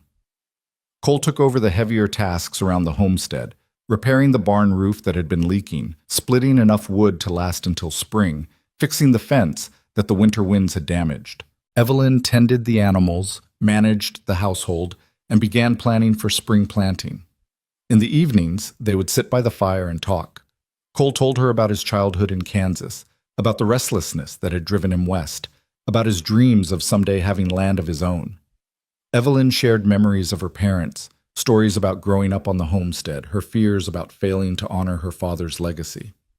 "You're not failing," Cole assured her one evening as they sat close together on the old settee. "You're adapting. Your father wanted you to keep the land, to make it thrive. You're doing that, just not alone anymore." "I keep thinking he would have liked you," Evelyn said softly. "He always said the measure of a man was what he did when no one was watching, when there was nothing to gain. You rode into danger to save Sarah when you had everything to lose. That would have mattered to him. I hope I get the chance to prove worthy of his daughter, Cole replied, kissing her forehead gently. They maintained careful propriety during that week. Cole slept in the main room on a pallet by the fire, Evelyn in her own bed behind a closed door. But the anticipation built between them like spring tension, the awareness of what Sunday would bring, adding sweetness to every glance, every accidental touch. Sarah rode out midweek with a wagon full of supplies. She brought fabric for a dress. Every bride deserves something special, she insisted, along with food for a wedding breakfast and her own particular brand of practical advice. Marriage isn't always easy, she told Evelyn as they worked together in the kitchen, Cole having made himself scarce to give them privacy. There will be hard days, times when you question why you chose this. But if you remember that you're partners, that you're working towards something together, you can weather anything. How did you and your husband manage? Evelyn asked, cutting vegetables for stew. We talked about everything. Money, plans, fears, hopes. We didn't let resentments fester, and we never went to bed angry. Life's too uncertain to waste time on grudges. Sarah paused in her work. Henry died suddenly, Evelyn. One moment he was alive and planning our future, the next he was gone. I'd give anything for one more day with him, one more conversation. So my advice is this. Don't waste the time you have. Love fiercely, fight fair, and never take a single day for granted. Evelyn found herself blinking back tears. Thank you, Sarah, for everything, for being brave enough to go to the sheriff, for believing in Cole, for helping us now. You gave me back my future when you saved Cole, Sarah said, pulling Evelyn into an embrace. He gave me back my home, and you gave him back his life. We're bound together now, the three of us. That's family. Sunday morning dawned clear and cold, the kind of perfect winter day that Montana occasionally granted, as if in apology for all the harsh ones. Evelyn dressed carefully in the new dress Sarah had helped her make. Simple but beautiful, dark blue wool that brought out her eyes, with careful stitching at the collar and cuffs. She braided her hair and coiled it at the base of her neck, tucking in small sprigs of dried lavender from her mother's garden, saved from last summer, one of the few things she had left of her mother's careful cultivation. Looking at herself in the small mirror, she barely recognized the woman staring back. Gone was the tired, lonely figure who'd trudged through her days. In her place was someone who looked alive, hopeful, ready for whatever came next. Cole had stayed in town the previous night to maintain propriety, so she rode to church with Sarah, who'd insisted on accompanying her. The church was fuller than Evelyn had expected. Apparently the entire congregation had turned out for the wedding, curiosity overriding any other plans. She saw Mrs. Henderson in the third pew, her face pinched with disapproval. Saw the Johnsons, their neighboring ranchers, looking pleased and supportive. Saw familiar faces from town, some friendly, some judgmental, all present to bear witness. And then she saw Cole standing at the altar with Reverend Walsh, and everything else faded away. He'd gotten a new shirt somehow, dark and clean, probably borrowed from the general store. His hair was neatly combed, his jaw freshly shaved, and when he saw her walking down the aisle, his face transformed with a smile so full of love and wonder that Evelyn felt her breath catch. She walked toward him alone. There was no one to give her away, her father gone, and no male relative to perform the traditional duty. But she didn't feel alone. She felt like she was walking toward her future, toward the life she was choosing with clear eyes and a full heart. When she reached the altar, Cole took her hands and whispered, "You're beautiful." "You clean up well yourself," she whispered back, and saw him fight a smile. Reverend Walsh began the ceremony with traditional words, talking about marriage as a sacred covenant, about the responsibilities and joys of building a life together. Evelyn heard the words, but she was focused on Cole's hands holding hers, on the solid reality of him standing beside her. When it came time for vows, Walsh asked Cole to repeat after him. "I, Cole Maddox, take thee, Evelyn Carter, to be my wedded wife," Cole said, his voice strong and clear and certain. "To have and to hold from this day forward, for better or worse, for richer or poorer, in sickness and in health, to love and to cherish till death do us part." Then it was Evelyn's turn, and she met Cole's eyes as she spoke. "I, Evelyn Carter, take thee, Cole Maddox, to be my wedded husband, to have and to hold from this day forward, for better or worse, for richer or poorer, in sickness and in health, to love and to cherish, till death do us part. Walsh smiled at them both. The rings? Cole produced two simple gold bands. Where he'd gotten them, Evelyn didn't know, but they were perfect. He slipped one onto her finger with hands that trembled slightly, and she did the same for him, the weight of the ring on her hand feeling both foreign and absolutely right. By the power vested in me by the territory of Montana and Almighty God, I now pronounce you man and wife, Walsh declared. Cole, you may kiss your bride.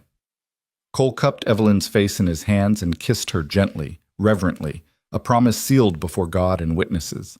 When they parted, both were smiling through tears, and the congregation applauded despite Mrs. Henderson's audible sniff of disapproval. They walked back down the aisle together.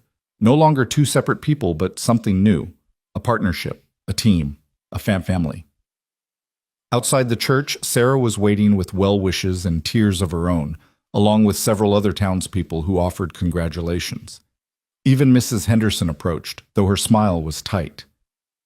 I hope you know what you're doing, Evelyn dear, she said in a tone that suggested she thought otherwise.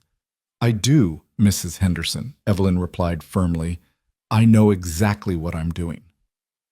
The wedding breakfast was held at Sarah's ranch, which was closer to town than the Carter homestead. She'd prepared a feast, roasted chicken, fresh bread, preserves, and even a small cake she'd somehow managed to bake. A handful of guests attended, mostly neighbors and the few townspeople who genuinely wished them well. Cole was warmly welcomed by the men, who'd heard about his actions saving Sarah and approved of his courage. The women were more reserved, especially toward Evelyn, but Sarah's obvious approval helped smooth some of the social awkwardness. As the afternoon wore on and guests began to depart, Evelyn found herself standing on Sarah's porch, looking out at the snow-covered landscape, still trying to absorb the fact that everything had changed. She was married. She had a partner. She was no longer alone. Cole came up behind her, wrapping his arms around her waist and resting his chin on her shoulder. Ready to go home, Mrs. Maddox? Mrs. Maddox. The name sent a thrill through her. Yes, she said, turning in his arms to face him. Let's go home. They rode back to the Carter homestead, their homestead now, in the late afternoon light, the sun turning the snow gold and pink. When they arrived, Cole insisted on carrying her over the threshold despite her protests. Tradition, he said, sweeping her up into his arms. Humor me. She laughed and wrapped her arms around his neck as he carried her inside. He set her down gently in the main room, and they stood there for a moment, suddenly shy with each other now that they were truly alone as husband and wife. I don't know what to do now, Evelyn admitted with a nervous laugh. This is my house, our house, but it feels different suddenly. It feels like home, Cole said, pulling her close. For the first time in my life, I'm in a place that feels like home. He kissed her then, deeper than the chaste kiss in the church, and Evelyn felt heat bloom through her body. They had the whole night ahead of them, the whole future stretching out. No more propriety, no more sleeping in separate rooms, just the two of them, building a life together. Later, as darkness fell and they lay together in the bed that had been her father's but was now theirs, Evelyn traced the scar on Cole's side where Decker's bullet had torn through. Does it still hurt? She asked softly. Sometimes, he admitted, but it's worth it. If I hadn't been shot, I wouldn't have stumbled into your barn. I wouldn't have found you. Do you believe in fate? Evelyn asked. That things happen for a reason? I believe in choices, Cole replied, his hand stroking her hair gently. I chose to help Sarah. You chose to help me. We chose each other. That's not fate. That's us deciding who we want to be. I choose you, Evelyn whispered. Every day, I'll choose you. And I choose you, Cole replied, holding her closer. Every day. For the rest of our lives. Outside, the Montana wind sang through the pines, and snow fell soft against the windows. Inside, two people who'd been alone had found each other, had chosen each other, had built something new from the ashes of their separate pasts. The road ahead would be hard. They both knew it, but they would walk it together, and that made all the difference. The storm that had brought Cole to Evelyn's barn had passed, but in its wake, it had left something precious. A love built on courage, a partnership forged in adversity, and a future full of possibility. The Carter homestead was no longer a burden carried alone, but a home being built by two people who understood that the greatest strength came not from standing alone, but from standing together. And as they drifted toward sleep in each other's arms, both felt the same certainty, that whatever challenges tomorrow brought, they would face them side by side, their lives intertwined as surely as their fingers were now, holding tight and refusing to let go. The first weeks of marriage were an education in compromise and discovery. Evelyn woke each morning to the unfamiliar warmth of another person beside her, and though she'd lived alone for months, she found herself adjusting to Cole's presence with surprising ease.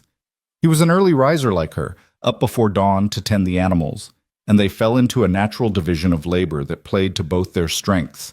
Cole took over the repairs that had been mounting since her father's death, fixing the leak in the barn roof that Evelyn had been patching with increasingly creative solutions, reinforcing the chicken coop against predators, mending harnesses and tack that were worn to the point of danger.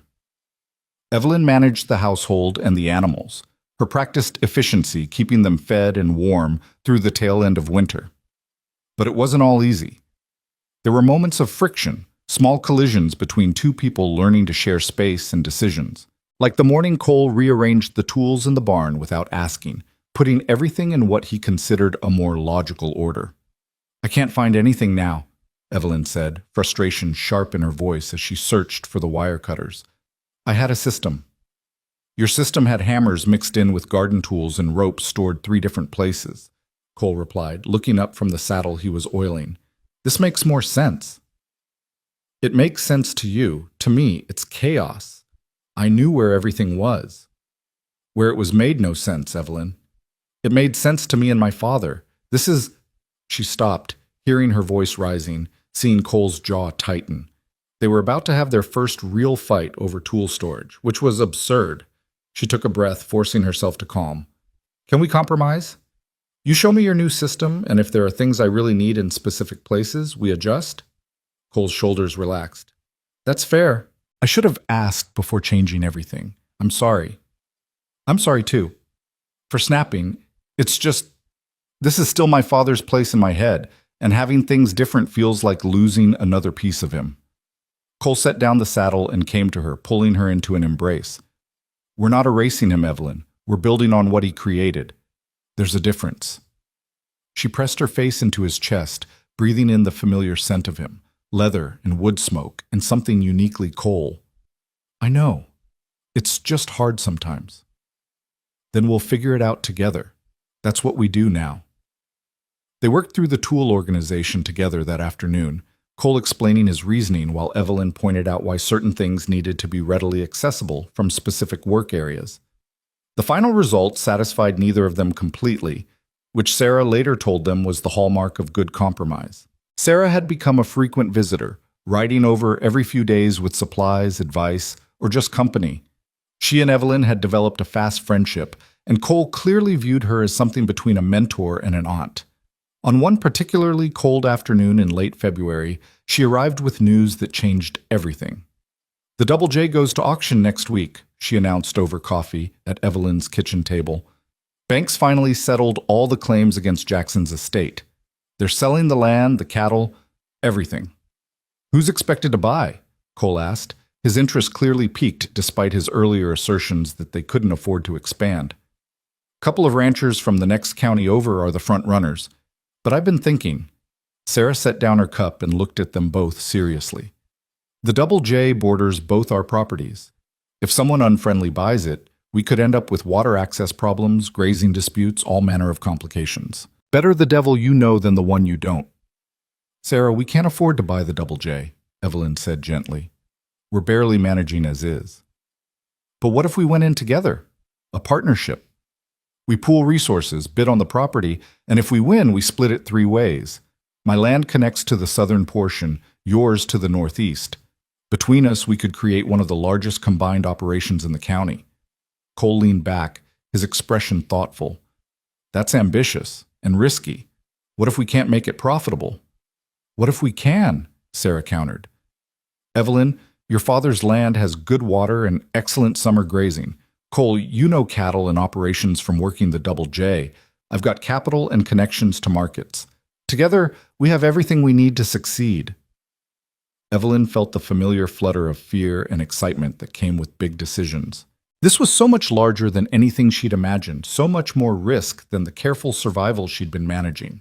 But it was also opportunity, the chance to build something substantial instead of just hanging on. How much would we need to bid? She asked, and saw Cole's surprise that she was even considering it.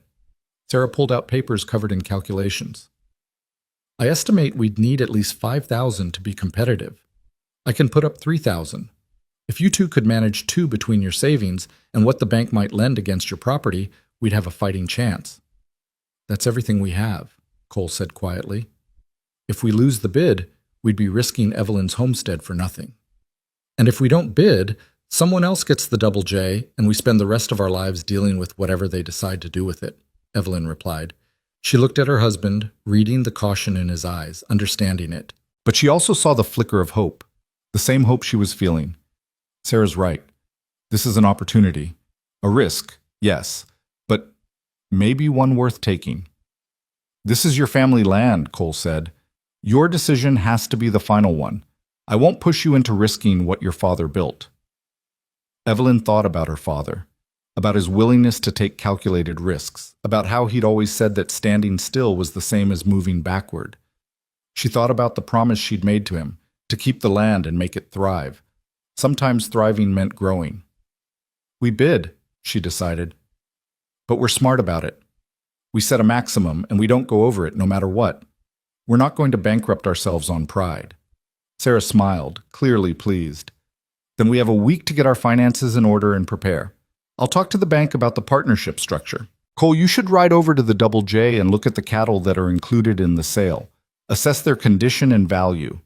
Evelyn, we'll need to go through the property records and understand exactly what we're bidding on. The next week was a whirlwind of activity.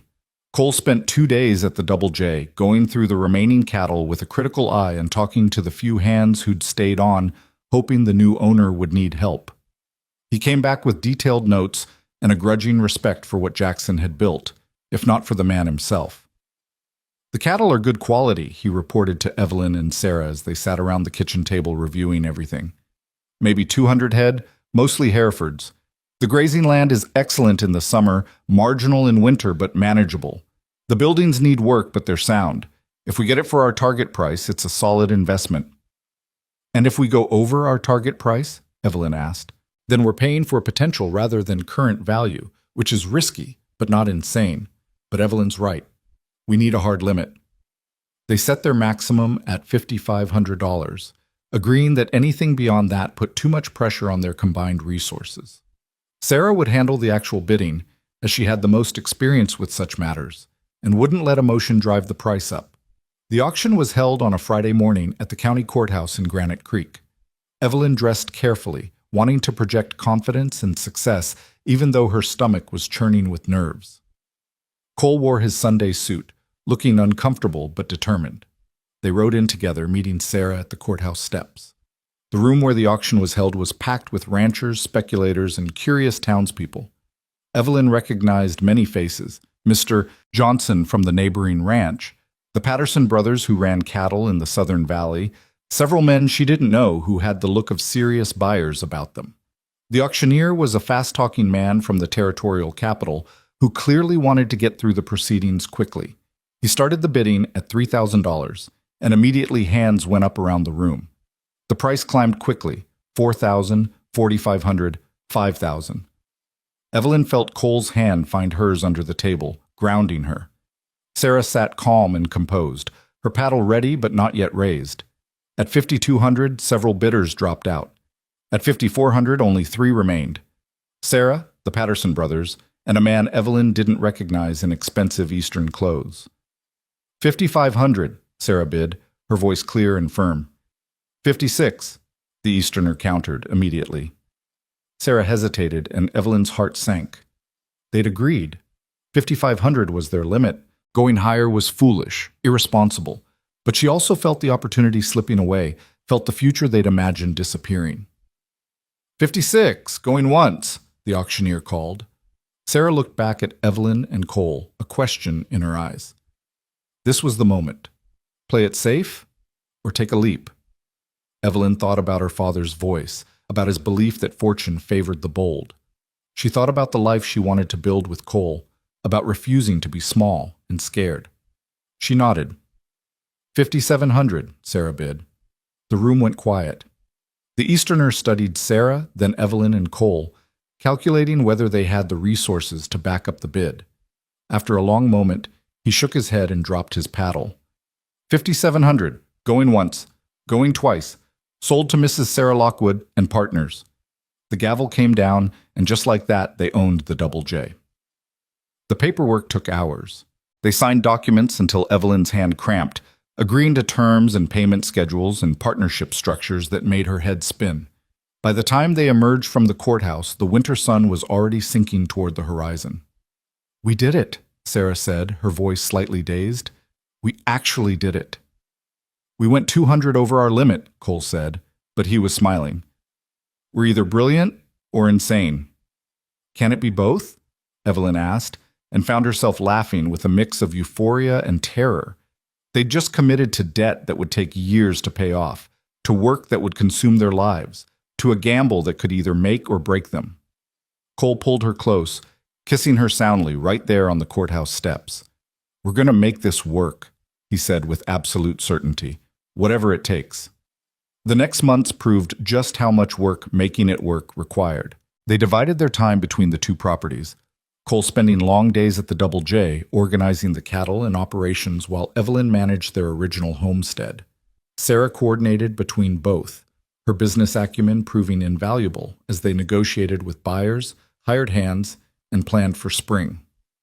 They hired back 3 of the former Double J hands who'd been decent men caught in Jackson's schemes. With Cole's recommendation and Sarah's willingness to give them a second chance, they became the core of their operation. There was Miguel, a Mexican vaquero who knew cattle better than anyone Cole had ever met. There was young Tommy Patterson, barely 20 but willing to work harder than men twice his age. And there was old Pete, who'd been with the Double J for 30 years and knew every inch of the land. "Mr. Maddox," Pete said the first day Cole officially took over as foreman, "I just want to say I'm glad it's you running things now. Mr. Jackson, he never understood that you treat land and animals right. They'll treat you right back. You do, I can tell." Cole, uncomfortable with the praise, just nodded. "We're going to do things different here, Pete. Fair wages, honest work, and no one gets asked to do anything that's not right. We clear on that?" "Clear as Montana sky, sir." By March, the snow was melting in earnest, and the land was transforming from white to brown to the first hints of green. Evelyn and Cole barely saw each other some days, both consumed with the endless work of running 2 ranches simultaneously. When they did come together in the evenings, they were often too exhausted to do more than eat, share brief updates, and fall into bed. "I miss you," Evelyn said one night as they lay in the dark, too tired even to light a lamp. "We're married and living in the same house, but I miss you." "I miss you too," Cole admitted, pulling her close despite his exhaustion. "This isn't what I imagined when we said our vows." "What did you imagine?" "More time together, working side by side, building something instead of just scrambling to keep up with what we bought." Evelyn felt tears prick her eyes because she'd been thinking the same thing. "Did we make a mistake with the Double J?" "No," Cole said firmly. "We made a choice that's harder than we expected, but that doesn't make it wrong. We just need to figure out how to make this sustainable. We can't keep running ourselves into the ground." They talked long into the night, planning and strategizing. They needed to hire more help, to better divide the labor, to set boundaries so they weren't working from before dawn until after dark every single day. It would mean spending more of their limited capital on wages, but as Sarah pointed out when they discussed it with her, they couldn't build an empire if they killed themselves first. "You two are young and strong, but you're not invincible," she said with the bluntness of someone who cared. "I watched my Henry work himself to exhaustion, and I won't watch you do the same. We hire the help we need, we divide the work sensibly, and we remember that we're doing this to build a life, not just an operation." They hired 2 more hands and a woman named Clara to help with the cooking and household work at the Double J, where they decided to establish their main operation once the house was properly repaired. Clara was a widow herself, practical and unflappable, and she took charge of the domestic sphere with efficiency that freed Evelyn to focus on the business side of things. As spring progressed into summer, the rhythm of ranch life began to feel less chaotic and more purposeful. They moved cattle to summer grazing, branded the new calves, repaired fences, and slowly transformed the Double J from Jackson's poorly managed operation into something they could be proud of.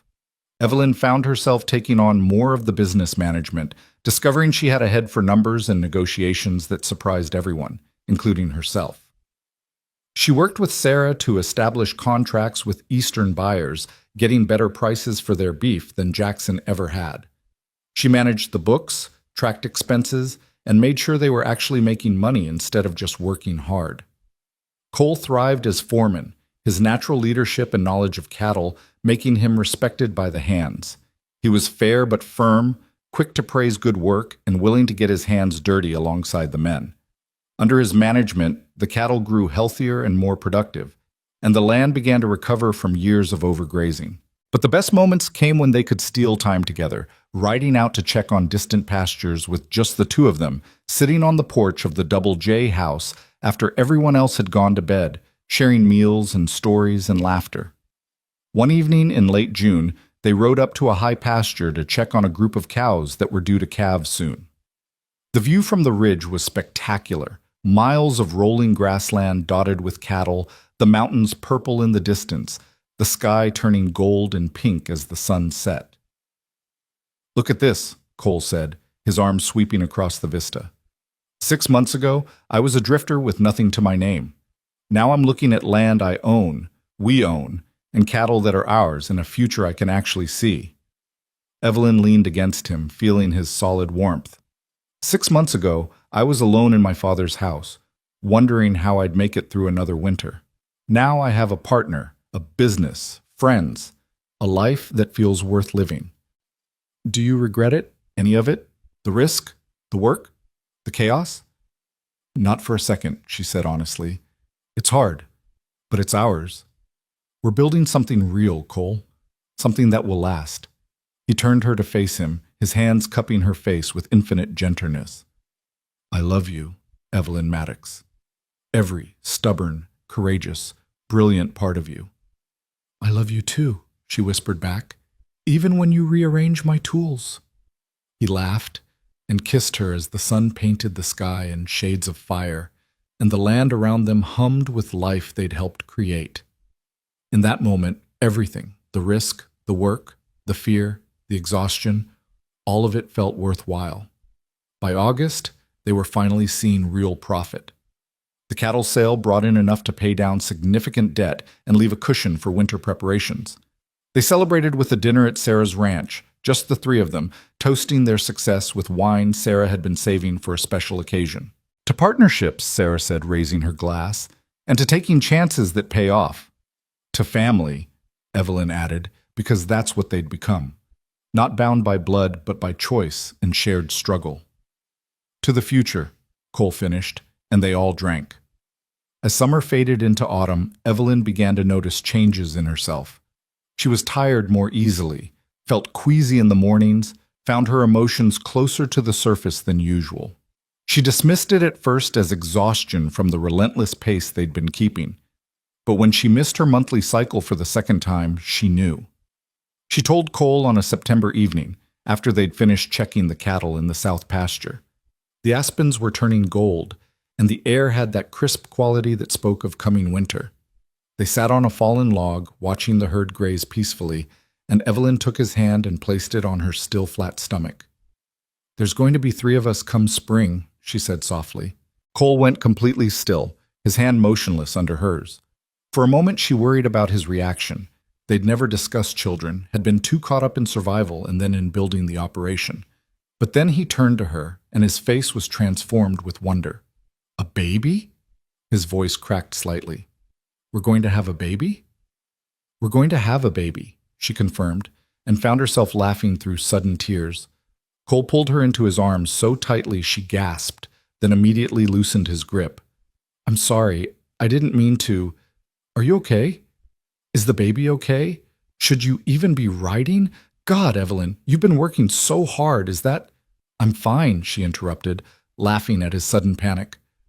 Women have been having babies while running ranches since ranches existed. I'm healthy, strong, and the doctor says everything looks perfect. You've already been to the doctor? When? Last week, when I went to town for supplies. I wanted to be sure before I told you. Cole's hand returned to her stomach, gentle and reverent. A baby, he repeated, as if trying to make it real. Our baby. Are you happy? Evelyn asked, suddenly needing to hear him say it. Happy? He kissed her forehead, her cheeks, her lips. Evelyn, I'm terrified and thrilled and grateful and about a dozen other things I don't have words for. But yes, I'm happy. So incredibly happy. They sat there as the sun set and the cattle grazed and the aspen leaves whispered in the breeze, planning for a future that suddenly felt more real than ever. They talked about names and nurseries, about how they'd managed the work when Evelyn was further along, about what kind of parents they wanted to be. I want our child to know both struggle and joy, Evelyn said. I want them to understand the value of hard work, but also to have more choices than I did, more freedom to become whoever they're meant to be. We'll give them that, Cole promised. We'll give them everything we can, a home, a legacy, parents who love each other and them. We'll give them what I never had, and what my mother never got to give my brother, Evelyn added softly. We'll build the family she dreamed of. The news brought joy to everyone around them. Sarah cried when they told her, pulling Evelyn into a fierce embrace. A baby, she kept saying. A new generation. Oh, this is wonderful. Clara immediately began knitting blankets and planning how to convert one of the upstairs rooms at the Double J into a nursery. The ranch hands grew protective, insisting that Evelyn not lift anything heavy or ride the more spirited horses. Even old Pete, who'd seemed incapable of sentiment, was caught whittling a small wooden horse for the little one. As autumn progressed, they prepared for both the coming winter and the coming spring, laying in extra supplies, making sure the houses were weatherproofed, organizing the work so Evelyn could gradually do less as her pregnancy advanced. She fought against being coddled at first, insisting she was perfectly capable, but eventually accepted that accepting help wasn't weakness, it was wisdom. By October, news reached them that the trial for Decker and the others had concluded. All were found guilty, with Decker receiving the harshest sentence, 20 years in territorial prison. Theodore Jackson had been captured trying to cross into Canada and would face his own trial in the spring. Justice, it seemed, had finally caught up with them. It's over, Cole said when Sarah brought the news. Really, truly over. It was over the moment Matthews arrested them, Evelyn replied. This is just the official end. Our real story, the one we're writing together. That's just beginning. Winter came early that year, snow falling in October and settling in for the long Montana cold. But the Carter-Lockwood Maddox operation, as they'd officially named their partnership, was ready. The cattle were in winter pasture with plenty of hay stored. The houses were tight and warm. The books balanced with money in the bank. On Christmas Eve, they gathered at Sarah's ranch for dinner. Evelyn and Cole, Sarah, the ranch hands, and Clara, all the people who'd become their extended family. They ate roasted goose and drank hot cider, and when Clara brought out a cake decorated with careful icing, they sang and laughed and told stories late into the night. Evelyn, her pregnancy now visible beneath her dress, felt Cole's hand rest on her stomach and felt the baby kick in response, the first time he'd felt it move. The wonder on his face made her heart swell. Your father would be proud, Sarah said softly, coming to sit beside Evelyn as the party continued around them. Of all of this, the ranch, your courage, the family you're building, he'd be so proud. I hope so, Evelyn replied. I think about him all the time, wonder what he'd make of how things turned out. He'd make of it that his daughter is exactly who he raised her to be, strong enough to stand alone but wise enough to choose partnership, brave enough to take risks but grounded enough to make them pay off. He'd see Cole and know his daughter chose well. He'd see this baby coming and know his legacy continues. Sarah squeezed her hand. And he'd see you happy, Evelyn. That would matter most. Later, as they rode home through falling snow, Cole asked what she'd been thinking about during the party. Everything, Evelyn admitted. How different this Christmas is from last year, when I was alone and scared and wondering if I could survive. How much has changed since that night you stumbled into my barn, half frozen and bleeding. How one choice to help a stranger led to all of this. Do you think it was fate? Cole asked. That night, the storm, everything? I think it was chance, Evelyn said thoughtfully. Chance that brought you to my barn. But everything after, that was choice. I chose to help you. You chose to stay. We chose each other, chose to build something together, chose to take risks and work hard and create this life. That's not fate. That's us. I like that better, Cole agreed. Means we built this ourselves. We did, Evelyn said firmly, and we're not done building yet. The winter passed in the rhythm they'd grown accustomed to. Work and rest, planning and preparing, moments of joy interspersed with moments of challenge. Evelyn's pregnancy progressed normally, though the last months were harder than she'd anticipated. By February, she was uncomfortable and impatient, ready to meet the child she'd been carrying. Cole grew increasingly nervous as her due date approached, hovering and fussing until Evelyn finally snapped at him to stop treating her like she was made of glass. They had their first real fight since the tool organization incident, voices raised and frustrations aired. But they talked through it, as Sarah had taught them, and came out the other side stronger for having learned to fight fair. I'm scared, Cole admitted after they'd made up. My mother died in childbirth. I know that was years ago and things are better now, but Evelyn, if something happened to you, nothing's going to happen to me, she said firmly, though she understood his fear. Her own mother had died the same way. I'm strong, the baby's healthy, and we've got the best doctor in the county lined up. But Cole, you can't protect me from everything. Some things we just have to face and trust that we'll be okay. I know, he said quietly. I just love you so much. The thought of losing you won't lose me, she interrupted, pulling him close. We've come through too much together. I'm not leaving you to raise this baby alone, I promise.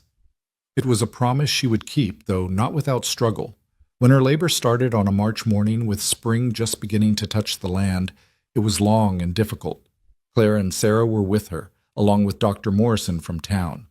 Cole paced outside the bedroom for hours, his imagination conjuring every terrible possibility, until old Pete finally took pity on him and forced him to help with evening chores as a distraction. 20 hours after her labor began, as dawn was breaking on a new day, Evelyn gave birth to a daughter. The baby came into the world screaming her outrage at the indignity of birth, strong and healthy and perfect. When Cole was finally allowed into the room, he found Evelyn exhausted but radiant, holding their daughter with tears streaming down her face. He knelt beside the bed, looking at the tiny person they'd created, this impossible miracle of dark hair and squinched face and miniature fingers that wrapped around his with surprising strength. Meet your daughter, Evelyn said softly. Hope Carter Maddox.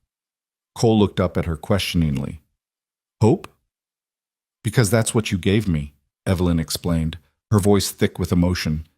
That night in the barn, when I chose to help you, I was choosing hope over fear. And hope led us here, to this family, this life. It seemed right. Cole kissed his wife's forehead, then his daughter's, overwhelmed with love and gratitude and the fierce protectiveness he now understood his own father must have felt, however imperfectly expressed. Hope, he agreed. It's perfect. She's perfect. And as the sun rose fully on that March morning, painting the Montana sky in shades of gold and pink, 3 people became a family, bound together by choice and love and the stubborn determination to build something lasting in a hard land. The storm that had brought them together was long past, but what it had created remained, strong and growing stronger, rooted deep in Montana soil, reaching toward a future full of promise. Hope's arrival transformed the ranch in ways both expected and surprising. The tiny nursery they'd prepared at the Double J became the heart of the house, and the hardened cowboys who worked the land proved unexpectedly gentle with the baby girl who'd stolen all their hearts. Miguel fashioned a cradle from smooth pine that rocked with barely a touch. Tommy carved her name into a wooden sign for above her door, Even old Pete, gruff and weathered by 70 Montana winters, could be found singing old trail songs to her when he thought no one was listening. Evelyn had worried about managing motherhood alongside ranch management, but she discovered reserves of strength she hadn't known she possessed. She learned to nurse hope while reviewing account books, to soothe a fussy baby with one hand while signing contracts with the other. Clara proved invaluable, helping with both the household and the baby, giving Evelyn the freedom to remain involved in the operation without sacrificing time with her daughter. Cole was transformed by fatherhood. The man who'd once drifted from ranch to ranch with nothing tying him down now rushed home each evening, eager to hold his daughter, to hear about every small milestone, her first smile, the way she'd tracked a dust mote with her eyes, how she'd gripped Sarah's finger with surprising strength. He would sit for hours just watching her sleep, wonder written across his face. "I never knew," he said one evening as they sat together on the porch, hope sleeping against his chest. "I never knew I could love something this much, that I could feel this complete." "She's a miracle," Evelyn agreed, reaching over to stroke her daughter's soft dark hair. "Our miracle."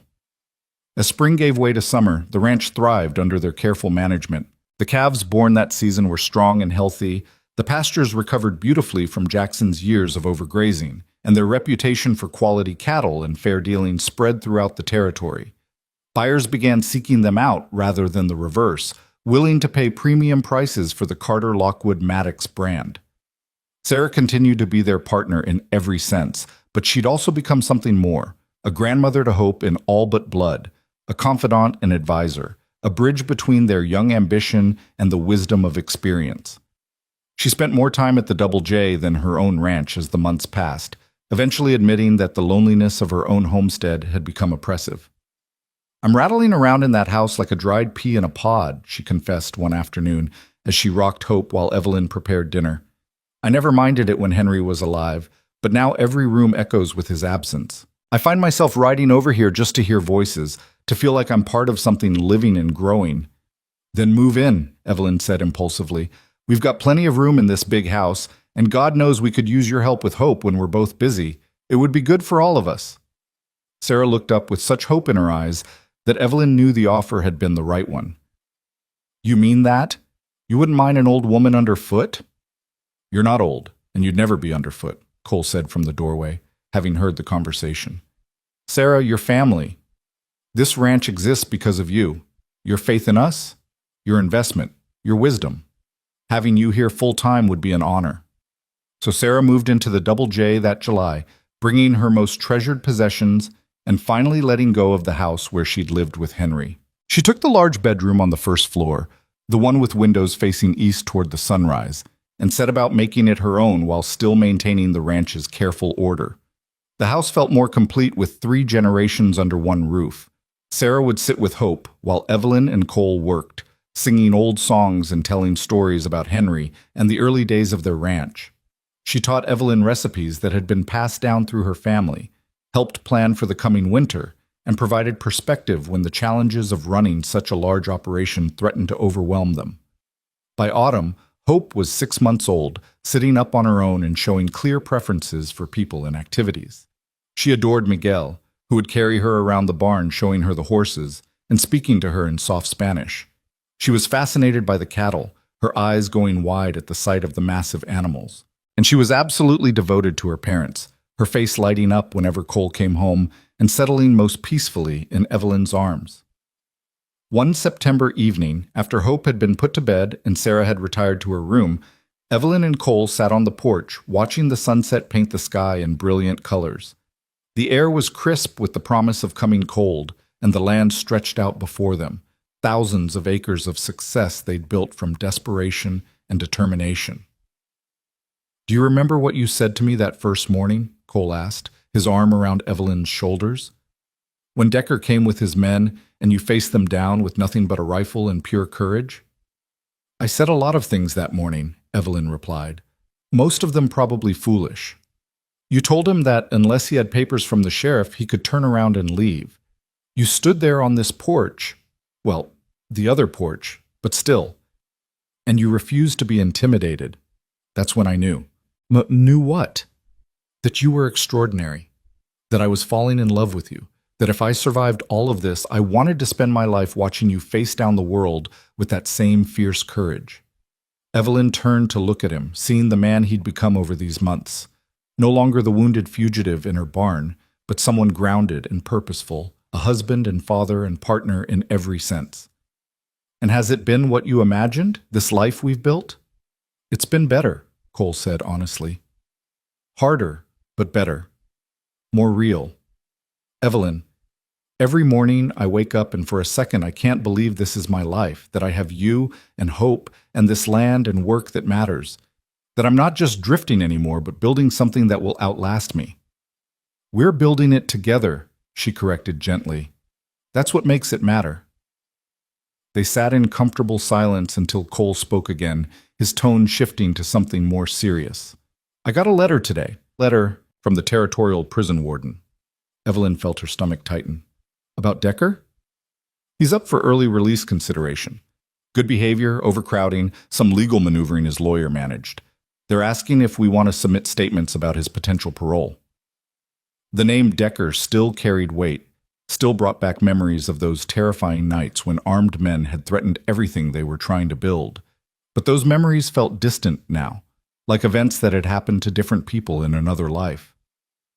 What do you want to do? Evelyn asked. Cole was quiet for a long moment, thinking. Part of me wants to fight it, wants him to serve every day of his sentence for what he tried to do. But another part of me thinks about hope, about the life we're building, about moving forward instead of staying anchored to the past. What he did was wrong, and he's paid for it. If he's genuinely reformed, maybe he deserves a chance to rebuild his life like we rebuilt ours. That's generous of you, Evelyn said. More generous than I feel. When I think about him threatening us, about what could have happened. But it didn't happen. We won. We built this despite him, not because of him. He can't hurt us anymore, Evelyn. He's just a man who made terrible choices and is paying the price. If keeping him locked up doesn't make us safer or better, then maybe it's time to let go. They decided to submit a neutral statement, neither advocating for nor opposing his parole, simply recounting the facts and leaving the decision to those whose job it was to make such determinations. It felt like closing a door on that chapter of their lives, acknowledging that the frightened, desperate people they'd been that winter night were gone, replaced by people who'd faced their fears and emerged stronger. News came in October that Theodore Jackson had been found guilty on multiple charges and sentenced to 15 years in prison. His financial empire was completely dismantled, his name synonymous with corruption throughout the territory. The judge had been particularly harsh, noting that Jackson had betrayed the trust that came with power and wealth, using both to harm those weaker than himself. Justice, Sarah said when they received the news, her satisfaction evident. Henry always said that evil men eventually hang themselves with their own rope. Jackson finally got what he deserved. The victory felt hollow to Evelyn, though. Yes, Jackson had been punished, but his actions had destroyed lives, disrupted communities, and caused suffering that no prison sentence could undo. She thought about Sarah's husband, about the stress Jackson's schemes must have caused, about whether that stress had contributed to his death. Some wounds went too deep for justice to heal. As if reading her thoughts, Sarah reached over and squeezed her hand. Don't waste energy on bitterness, she said gently. Henry wouldn't want that, and neither should you. We won, Evelyn, not just in court, but in life. We took what Jackson tried to destroy and made it flourish. That's the best revenge there is. Winter arrived with the first snow in early November, and with it came a different kind of richness to their lives. The frantic pace of the warmer months gave way to the slower rhythm of cold season, maintaining the cattle, keeping the buildings repaired, planning for spring. There was time for family dinners that stretched late into the evening, for teaching Hope to crawl on the warm kitchen floor, for Cole to read aloud while Evelyn mended and Sarah knitted. Christmas that year was magical in a way that surpassed even the previous year's celebration. Hope was old enough to be delighted by the decorated tree, by the paper that crinkled and tore, by the wooden toys the ranch hands had made for her. They hosted Christmas dinner at the Double J, inviting everyone who'd become part of their extended family. Miguel and his wife Maria, Tommy and his new fiancée, Old Pete and Clara, and several neighbors who'd helped them throughout the year. The table groaned under the weight of roasted turkey and ham, fresh bread and preserved vegetables, pies and cakes that Sarah and Clara had spent days preparing. They ate until they were stuffed, then sat around the fire telling stories and singing carols while Hope passed from lap to lap, soaking up the attention. "A toast," Sarah said as the evening wound down, raising her glass of cider. "To family. Not always bound by blood, but always bound by choice. To the year past and the year ahead. To courage, to perseverance, and to the stubborn refusal to give up even when the odds seem impossible." "To family," everyone echoed, and Evelyn felt tears prick her eyes at the beauty of it.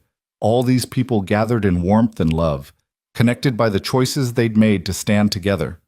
Later, after the guests had departed and Hope was asleep, Evelyn stood in the nursery watching her daughter breathe, overwhelmed by love and gratitude.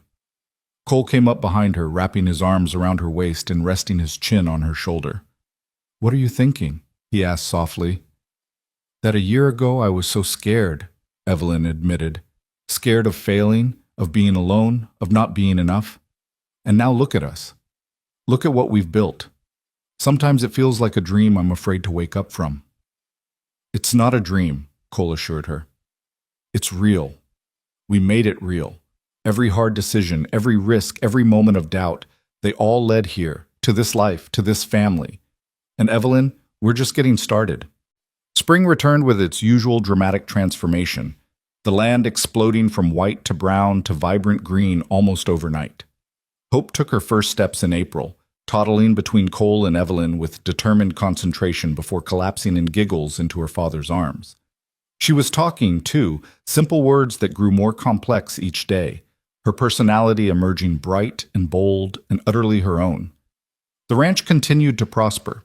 Their reputation spread beyond Montana, and they began shipping cattle to markets as far as Chicago and Kansas City, commanding prices that made all their early struggles worthwhile. They paid off the last of their debt that summer, 3 years ahead of schedule, and celebrated by finally purchasing the piece of land between the original Carter homestead and the Double J, consolidating their operation into one continuous holding. Evelyn found herself thinking often of her father during this time, wishing he could see what they'd built, knowing he would be proud. She brought Hope to the cemetery on a warm June day, letting her daughter toddle among the headstones while she knelt by her parents' graves. "Papa, Mama," she said softly, one hand on each marker. "I want you to meet your granddaughter. This is Hope. She's got your stubbornness, Papa, and I think she has Mama's gift with growing things. She's already trying to help me in the garden. I married a good man, a man you would have liked. He's made this land thrive in ways I couldn't have done alone. I kept my promise to you. The Carter name still means something here. Our family continues." Hope toddled over and patted the gravestone with her small hand, as if she understood the significance. "Gampa," she said clearly, one of her newest words. Evelyn gathered her daughter close, tears streaming freely now. "Yes, baby, Grandpa. He would have loved you so much."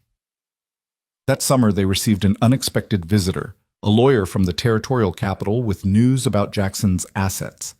As part of his sentencing, Jackson had been ordered to provide restitution to those he'd harmed. After all debts and legal fees were settled, there was a surplus to be divided among his victims. Sarah was receiving a substantial sum, and there was money designated for Cole as well, compensation for wrongful termination and the danger he'd faced. "It's $2,500, the lawyer explained, laying out papers for Cole to sign. "More than Jackson wanted to give, but the judge was insistent that you be compensated for your courage in protecting Mrs. Lockwood." Cole stared at the figure in disbelief. $2,500 was more money than he'd earned in 10 years of cowboying. It was a fortune, a chance to expand even further, to secure their future in ways he'd never imagined. "What do you want to do with it?" Evelyn asked that evening as they discussed the windfall.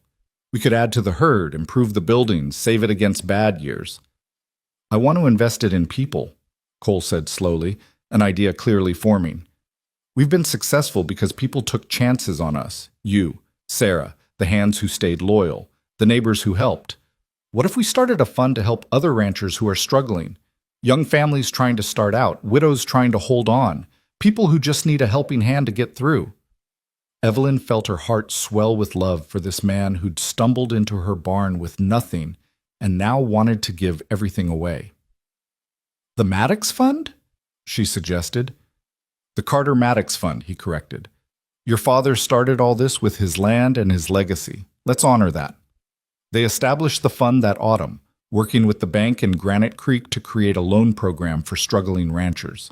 The terms were generous, low interest, flexible repayment, and a focus on helping people who showed initiative but lacked capital. Within a year, they'd helped 5 families stay on their land, and the program had garnered enough attention that other successful ranchers began contributing as well. This is your real legacy, Sarah said when the first family they'd helped sent a letter of thanks along with their first payment. Not the acres or the cattle, but the lives you're changing. Henry would say you're paying it forward, and that's the highest calling there is. Time continued its inexorable march. Hope grew from toddler to little girl, bright and curious and fearless. She learned to ride before she was 5, sitting in front of Cole on his saddle, learning to read the land and the animals with the natural ease of someone born to ranching.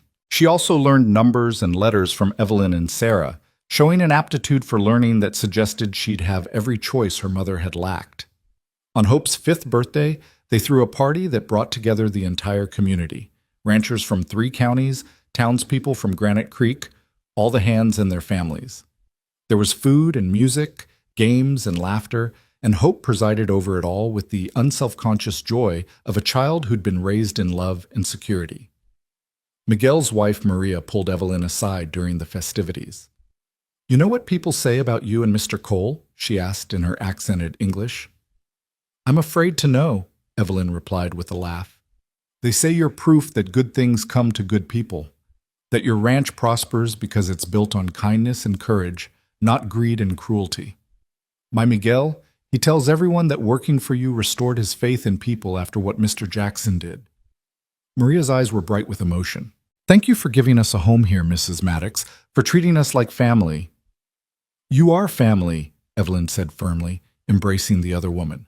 "All of you are." That summer brought news that stopped everyone in their tracks. Montana was being considered for statehood. The territory had grown enough in population and economic stability that Congress was debating admission to the Union. Statehood would mean more autonomy, better infrastructure, increased investment. It would mean legitimacy for the ranches and businesses that had carved civilization out of wilderness. "We'll be part of history," Cole said as they read the newspaper reports. "Our children will grow up in a state, not a territory. They'll have opportunities we couldn't have imagined."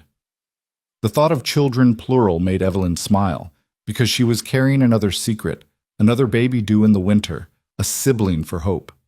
She'd known for weeks but had been waiting for the right moment to tell Cole. She took his hand and placed it on her still flat stomach, just as she had the first time. "They'll have each other too," she said softly. "Hope's going to be a big sister." Cole's face went through a series of expressions: surprise, joy, worry, and finally settling on determined happiness. "Another baby," he breathed. "Evelyn, is everything—" "I'm fine, the baby's fine, and this time I know what to expect," she assured him. "We're going to have 2 children, Cole. Our family is growing." He pulled her into his arms, holding her with the careful strength of someone who understood how precious and fragile everything was. "I love you," he whispered into her hair. "I love our life, our family, everything we've built. I love that you chose me that night in the barn. I love that you keep choosing me every day." "And I always will," Evelyn promised.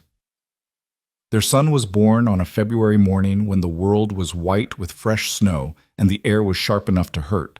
He came faster than Hope had, arriving with less drama and more efficiency, as if eager to join the family that had been waiting for him. They named him George, after Evelyn's father, with the middle name Henry for Sarah's husband. George Henry Maddox was dark-haired like his sister, but he had Cole's blue eyes and his father's calm temperament. Hope was instantly smitten, wanting to help with everything, singing to her baby brother and bringing him toys even though he was far too young to appreciate them. "We're complete now," Cole said as they sat together watching their children, Hope playing quietly nearby while George nursed. "This is everything I never knew I wanted." But life, Evelyn had learned, was never truly static. It continued to unfold in surprising ways, bringing new challenges and new joys in equal measure. The ranch continued to grow, their reputation spreading until they were consulted by other operations throughout the territory. Sarah remained vital and engaged, helping raise the children and manage the business with the wisdom of her years. Montana achieved statehood in November of 1889, becoming the 41st state in the Union. The celebration in Granite Creek lasted 3 days, and the Maddox family was at the center of it. Respected members of the community, their success story held up as an example of what hard work and integrity could achieve. On the night of the statehood celebration, as fireworks lit up the sky over Granite Creek, Evelyn found herself standing apart from the crowd, looking up at the display with tears in her eyes. Cole found her there, wrapping a blanket around her shoulders against the November chill. "What are you thinking about?" he asked, pulling her close.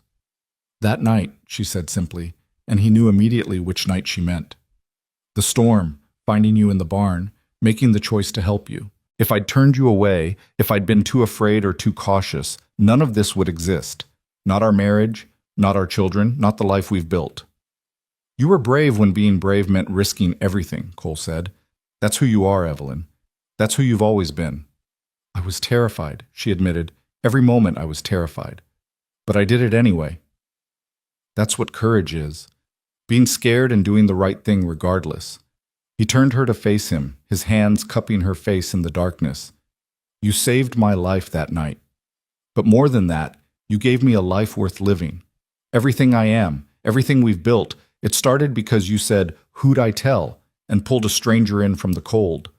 Evelyn laughed through her tears, remembering those words, the absurdity and honesty of them. "Best decision I ever made." "Second best," Cole corrected. "The best was saying yes when I asked you to marry me. I proposed to you, remember, in Sheriff Matthews' office." "I seem to remember it differently." They stood there arguing playfully about who had proposed to whom, while around them the town celebrated statehood and their children played with other children, and Sarah watched over everyone with the satisfaction of someone who'd helped build something lasting. The years continued to pass, bringing both joy and sorrow, as years always do.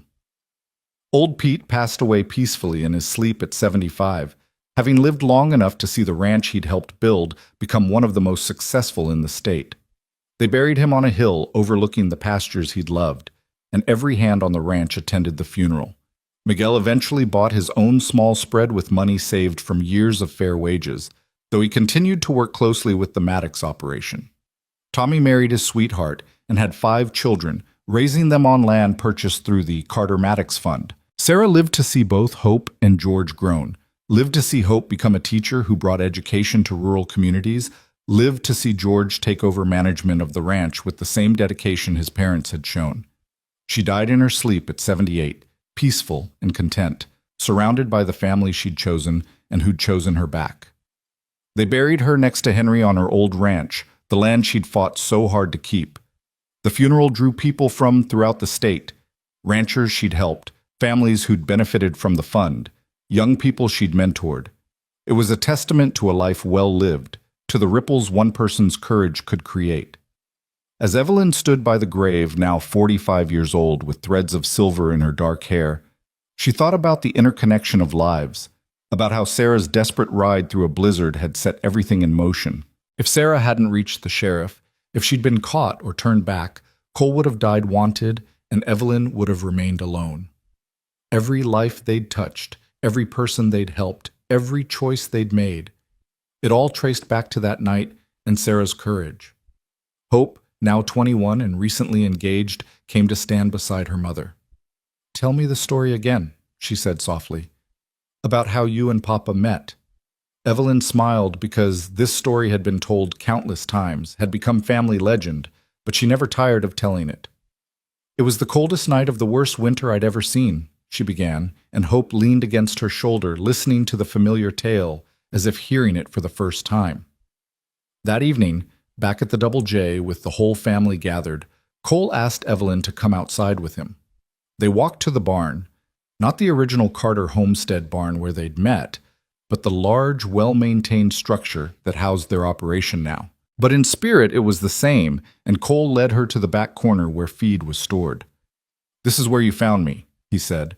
Though the location was different, the barn was different. Everything was different except the two of them.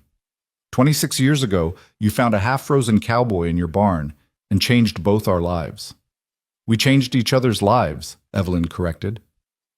I've been thinking about Sarah, about legacy, about what we leave behind, Cole continued, and I realize that our legacy isn't the land or the cattle or even the fund, though those matter.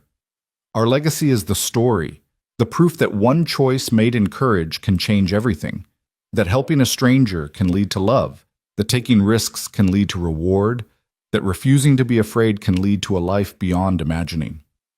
That's a good legacy, Evelyn agreed, her hand finding his in the familiar way of long marriage. So I want to do something, Cole said. I want to write it down, the whole story, so that long after we're gone, people will know, not just our children and grandchildren, but anyone who needs to hear that courage matters, that kindness matters, that choosing hope over fear can change your life.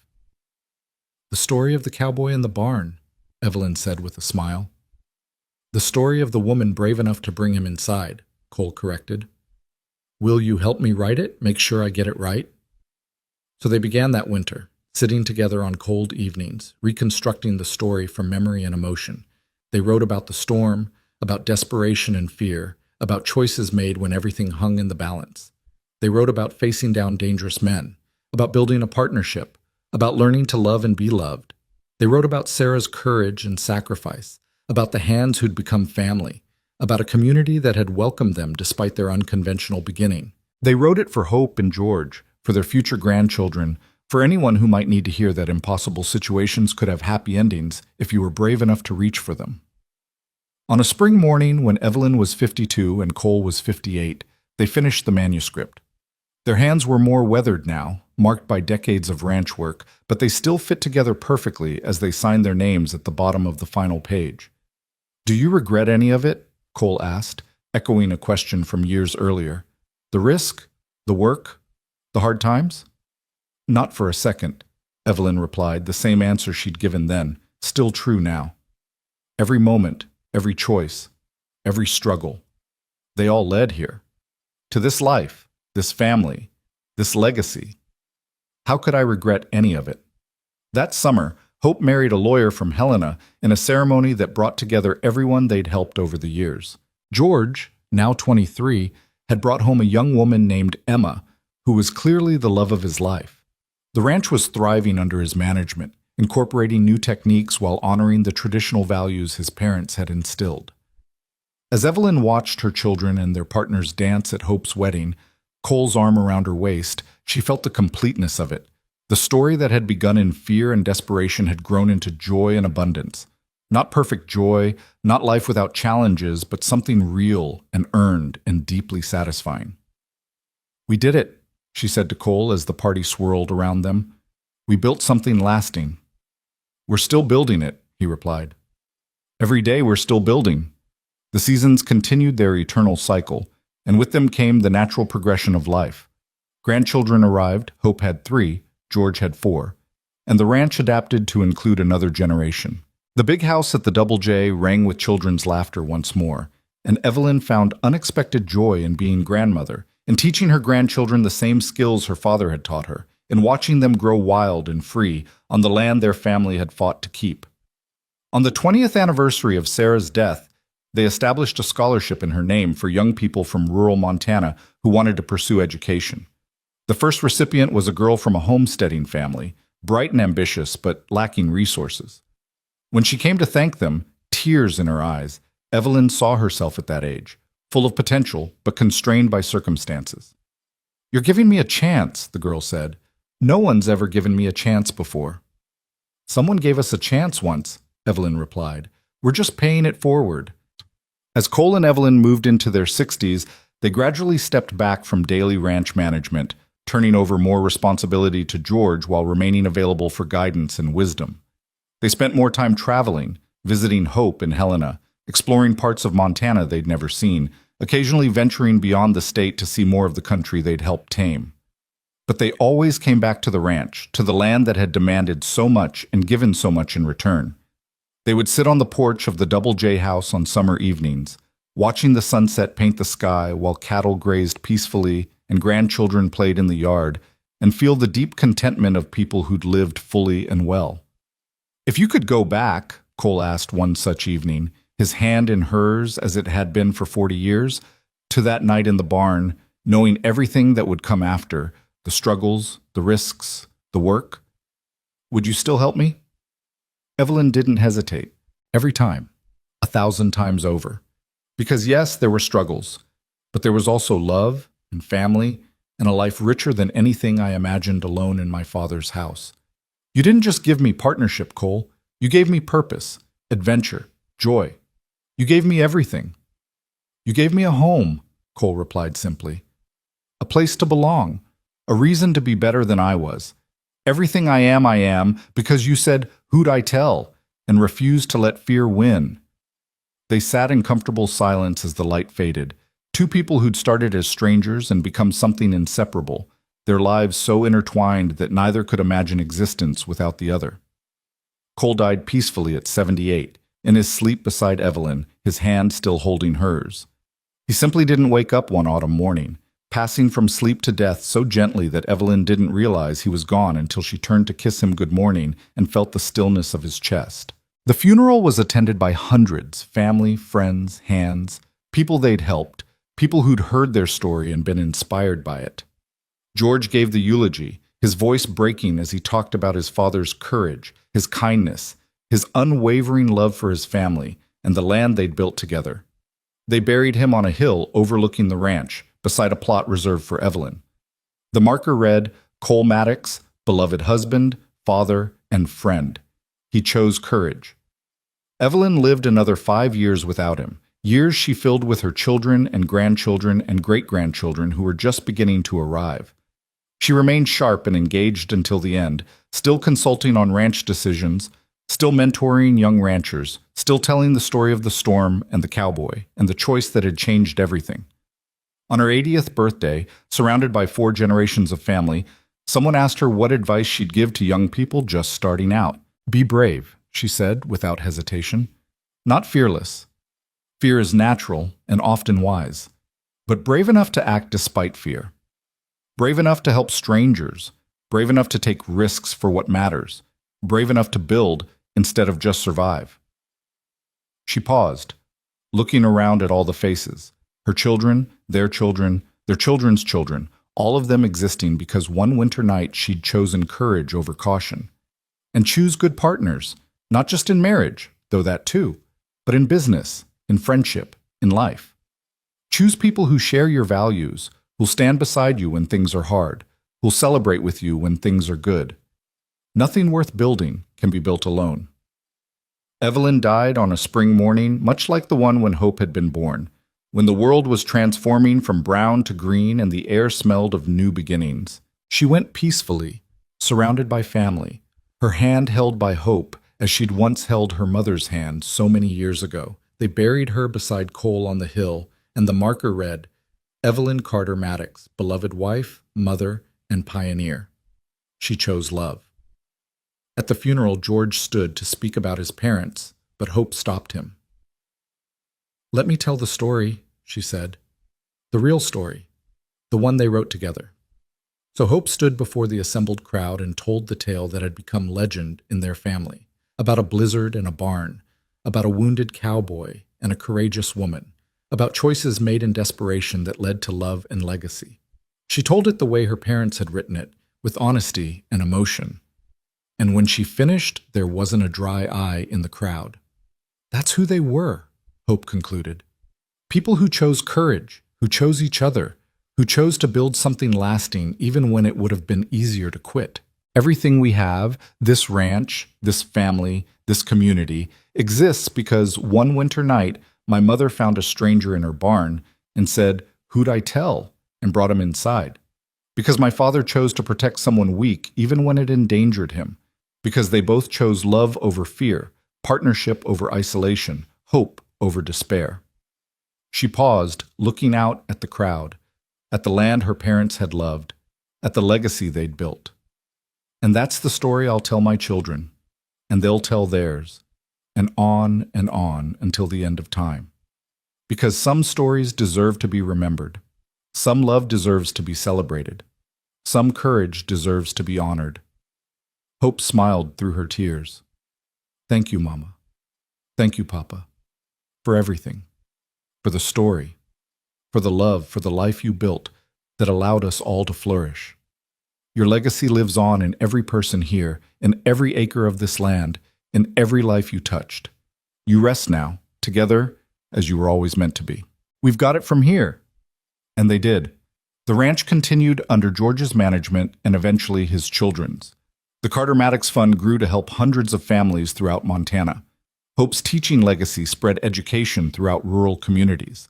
The story of the cowboy and the barn became Montana legend, told and retold, inspiring others to choose courage when faced with impossible choices. Years later, decades later, when Montana celebrated its centennial as a state, a historian tracked down the manuscript Cole and Evelyn had written. It was published as a small book, distributed throughout the state, and became required reading in Montana schools.